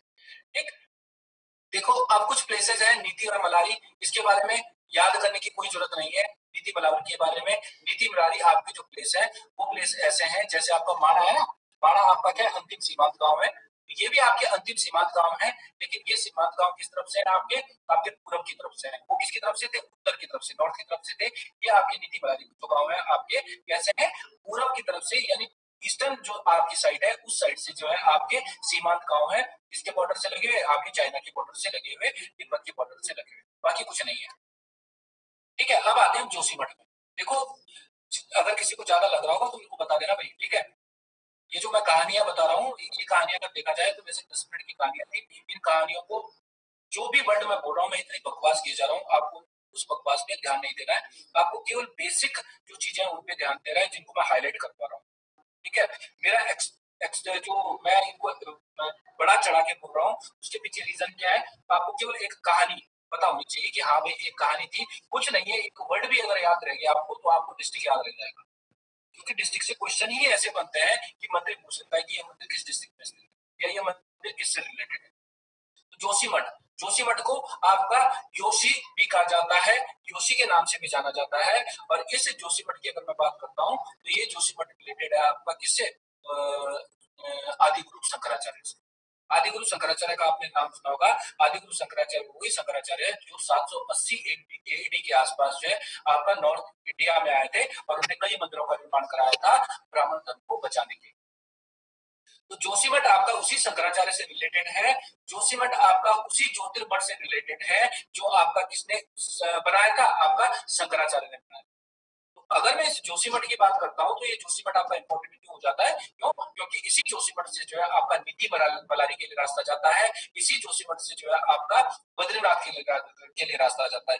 यही जोशीमठ है जहां से जो है आपका क्या है, जिसके आसपास आपके जो पंचबद्री है या पंच केदार है उनमें से रिलेटेड कुछ मंदिर स्थित है, इसके लगभग 20 से 25 किलोमीटर के दायरे में। तो जोशीमठ की अगर मैं मोटी मोटी बात करूं तो जोशीमठ का जो पुराना नाम था वो था योशी। जोशी नहीं था, क्या नाम था, योशी। और इस बद्रीनाथ, इस जोशीमठ में जो है आपका एक बंदा आया था जिसका नाम था आदि गुरु शंकराचार्य। और इस आदि गुरु शंकराचार्य ने यहाँ पे जो है ज्योतिर्मठ का निर्माण किया था। और साथ में यहाँ पे एक और मंदिर है जिसका नाम है आपका नरसिंह मंदिर या नृसिंह मंदिर। नरसिंह मंदिर की अगर मैं बात करता हूँ तो ये जोशीमठ जो है आपका नरसिंह मंदिर के लिए ही जाना जाता है, जिसको मैं हाईलाइट कर रहा हूँ। आपको केवल इसको याद रखना है, ये वाला। बाकी जोशीमठ में कुछ याद रखना आपको। तो जोशीमठ में आपका एक प्रसिद्ध मंदिर है जिसको नृसिंह या नरसिंह मंदिर कहते हैं। और इस नरसिंह मंदिर के बारे में बताया जाता है कि इसका निर्माण आपका कत्यूरी राजवंश के संस्थापक, कार्तिकेयपुर राजवंश के संस्थापक बसंत देव के द्वारा कराया गया था। ठीक है, कत्यूर में पढ़ चुके हैं। ये नरसिंह जो का जो मंदिर है, ये नरसिंह का मंदिर कुछ इतिहासकारों के अनुसार कश्मीर के शासक ललितादित्य पीढ़ी के द्वारा निर्मित किया गया था। इतिहासकारों का एक मत कहता है कि ललितादित्य और एक इतिहासकारों का मत कहता है आपका कि बसंत देव ने बनवाया था।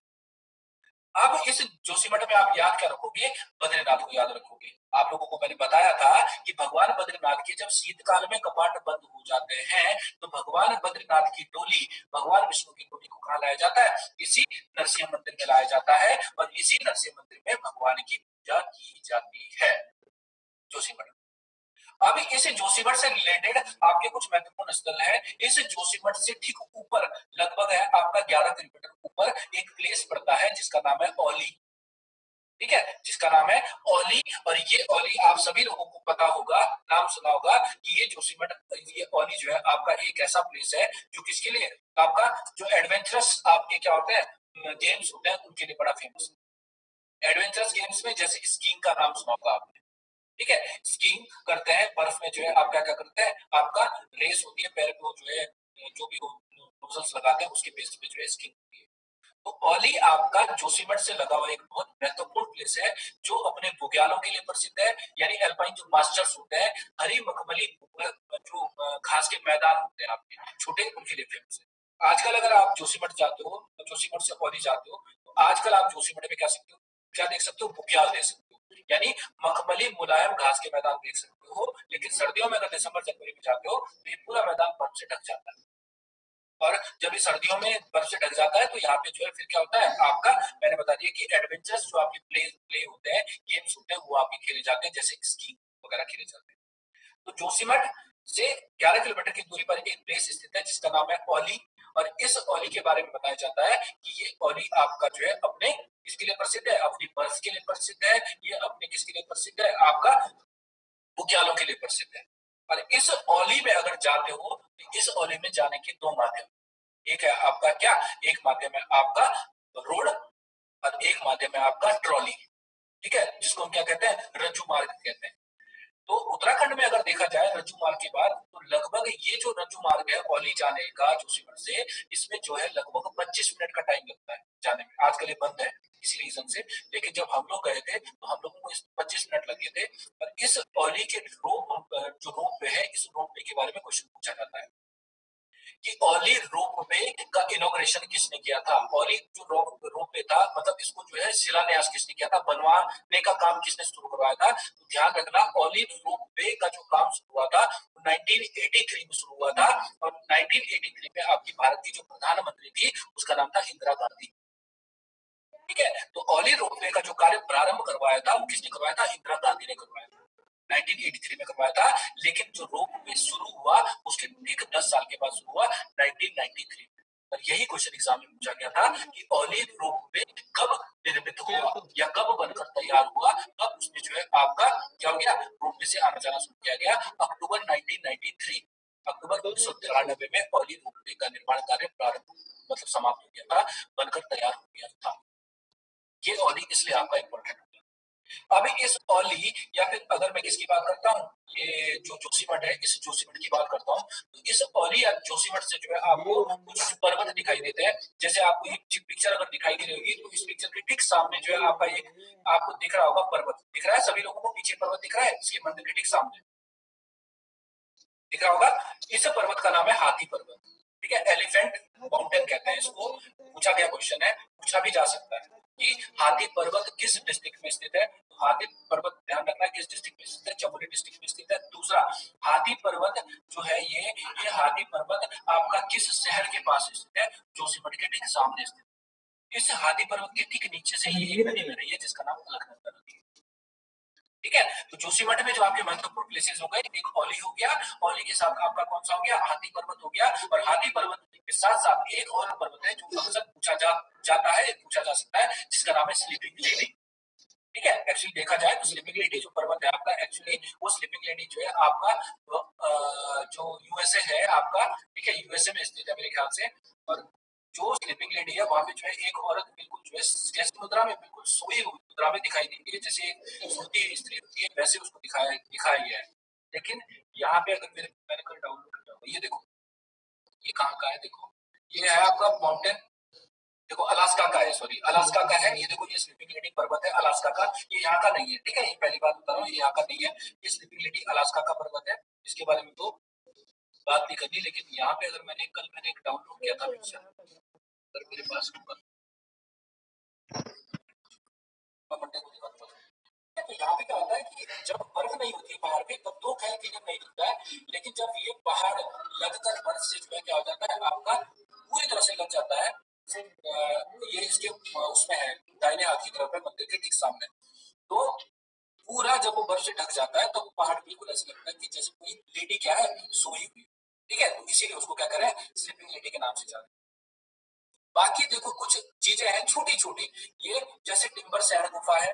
टिम्बर सैंड गुफा आपकी एक अपने आप में बहुत महत्वपूर्ण गुफा है, ठीक है, जहाँ पे जो है आपको शिवलिंग प्राप्त हुए हैं। और वो शिवलिंग इसी तरह के प्राप्त हुए हैं जैसे आपके जैसे है ना अमरनाथ में है आपका, अमरनाथ टाइप के आपके शिवलिंग प्राप्त हुए हैं, जहाँ पे जो है आपका एक शिवलिंग पे जो है आपका पानी टपकता रहता है। तो टिम्बर सैंड गुफा आपकी पूछा जा सकता है कि किस डिस्ट्रिक्ट में स्थित है, भगवान शिव से रिलेटेड आपकी आपकी गुफा है। और जोशीमठ से लगभग जो है जब हम तपोवन की तरफ जाते हैं तो उसी क्षेत्र में आपकी गुफा पड़ती है। और किसके लिए प्रसिद्ध है, शिव जी के आपके जो लिंग है उनके लिए आपके प्रसिद्ध है, ठीक है। तो टिम्बरसैंड गुफा आपके चमोली जनपद की एक बहुत महत्वपूर्ण गुफा है। नेक्स्ट आपकी चेनाब घाटी, ये चेनाब घाटी आपकी फिर नीति मलारी के साइड, यानी जोशीमठ से आप ना जाओगे नीति मलारी की तरफ जाओगे, उस जगह स्थित आपकी एक बहुत महत्वपूर्ण घाटी है। फूलों की घाटी की तरह ही फेमस है, देखिए मैंने बताया ना कि किसी भी बंदे को प्रसिद्धि पाने के लिए कोई बंदा चाहिए होता है, ठीक है। उसको अगर हमें क्या करना है, मंच पर लाना है, सामने लाना है, तो उसको जो है क्या है, एक्सप्लोर करना पड़ता है। ये चेनाब घाटी अभी एक्सप्लोर नहीं हो पाई है। बताया जाता है कि फूलों की घाटी से भी ज्यादा सुंदर घाटी है और अपने फूलों की लिए प्रसिद्ध है, अपने फ्लावर्स के लिए प्रसिद्ध है, ठीक है। तो ये आपकी फूलों की घाटी हो गई। ये फूलों की घाटी आपकी चमोली जनपद में स्थित है और चेनाब घाटी आपकी चमोली जनपद में स्थित है। दोनों घाटियां चमोली जनपद में स्थित है। नेक्स्ट है आपका ये फ्यूला नारायण मंदिर है। ये फ्यूला नारायण मंदिर अगर मैं बात करूं, ये छोटे छोटे मंदिर जो आएंगे, ये मंदिर आपके थोड़ा सा जो है वन लाइनर क्वेश्चन में आ सकता है आपके पास फ्यूचर में एग्जाम में, ठीक है। अगर मैं इस फ्यूला नारायण के मंदिर ज्यादा हो रहा है, चलो चलो ठीक है, फिर रोक लेते हैं आज। नहीं नहीं नहीं, चलो कोई बात नहीं, तो बता दिया करो मेरे को। नहीं नहीं, तुम्हें जब अगर तुम्हें ज्यादा लग रहा है तो इसका मतलब है बाकी लोगों को तो सड़ता तो गया है ना। तो कोई नहीं, मैं एक काम करता हूँ, मैं इसका ना पीडीएफ आपको आज भेज दूंगा। उस PDF को आप पढ़ लेना। बचा हुआ सेक्शन है उसको क्या करोगे आप, उसको मैं जब भी मेरे को टाइम मिलता है 5-10 मिनट का, मैं बैठकर ताकि शनिवार को शुक्रवार को नया टॉपिक डिस्कस कर सकते हैं, ठीक है। तो अब मैं आपको एक सलाह दे रहा हूँ जिस बच्चे को यहाँ ज्यादा लगता है, मैंने बता रहा हूँ कि मैं ये सारी कहानियां बता रहा हूँ ना, कहानी को बताने के पीछे मेरा कोई इतना कि आपको कहानियां उसके लिए है जो पढ़ा रहा है, ठीक है। आपको केवल जनपद पढ़ाने का मेरा उद्देश्य नहीं है कि आपको कहानियां याद हो। जनपद बताने का उद्देश्य मेरा केवल आपको एक है कि जनपद के माध्यम से आपको उस पर्टिकुलर जनपद में या डिस्ट्रिक्ट में जो जो प्लेसेस है उनके बारे में ज्ञान हो जाता है, पता लग जाता है। क्योंकि उत्तराखंड में ज्यादातर क्वेश्चन बनते हैं तो डायरेक्ट बन जाता है कि 90% किस डिस्ट्रिक्ट में है, वो पूछ लेता है चेनाब घाटी किस डिस्ट्रिक्ट में है, वो पूछ लेता है फ्यूला नारायण मंदिर किस डिस्ट्रिक्ट में है या किस घाटी में है। ये डायरेक्ट क्वेश्चन पूछता है, कहानियों पे नहीं जाना है। मैं इसको आपको बिल्कुल जो है कंपाइल कर दूंगा, ठीक है। और उसको कंपाइल करके आप जो है ये ऊपर इन प्लेसेस के नाम याद रखो। फिलहाल के लिए जो प्लेसेस के नाम याद रखो, बाकी हम जैसे ही क्लास खत्म करेंगे ज्योग्राफी में आएंगे, ज्योग्राफी की चीजें दोबारा आएंगी, दोबारा इनको क्या करेंगे, फिर एक्सप्लोर करेंगे, फिर इनको जो है खोलने की कोशिश करेंगे। इसकी वजह से जो है आपको क्या होगा, आपकी फिर जो है बिल्कुल क्लियर हो जाएगी, ठीक है। किसी बच्चे को कोई चीज पूछनी है तो पूछ ले यहाँ से। चमोली के कोई बच्चे हैं जिनको पूछना है कुछ? नाम क्या बताया? योशी योशी योशी मैं एक्चुअली भेजूंगा इसको, आपको चिंता मत करो। ये एक्चुअली ठीक है, ये मैं भेजूंगा आपको। लेकिन कुछ चीजें एक्चुअली स्लाइड में सारी चीजें लिखना पॉसिबल नहीं होता ना, टाइप में करते करते काम निकल जाते हैं। कल वैसे ही लगा लो कि कम से कम 75 क्वेश्चन बनाए मैंने। 75 क्वेश्चन बनने के बाद पता चलता है कि अचानक जो आपका लैपटॉप हैंग होता है, आपका सारे डेटा क्या हो जाता है, खत्म हो जाता है। तो ये हो जाता है कई बार। तो मोटा मोटा जो है आपका बता दिया, छोटी छोटी चीजें बची हैं इसमें, वो केवल ध्यान क्या रखना है डिस्कशन में, आपको प्लेसेस के नाम याद रखना है। मैं आपको भेजूंगा, इसको देख लेना एक बार, ठीक है। अगर किसी को कोई डाउट है आप यही चीजें पूछ लो। बहुत बड़ा है ये चमोली डिस्ट्रिक्ट, बड़ा है बहुत, नहीं डेटा बहुत है इसमें। इसके बाद जो नेक्स्ट आएगा आपका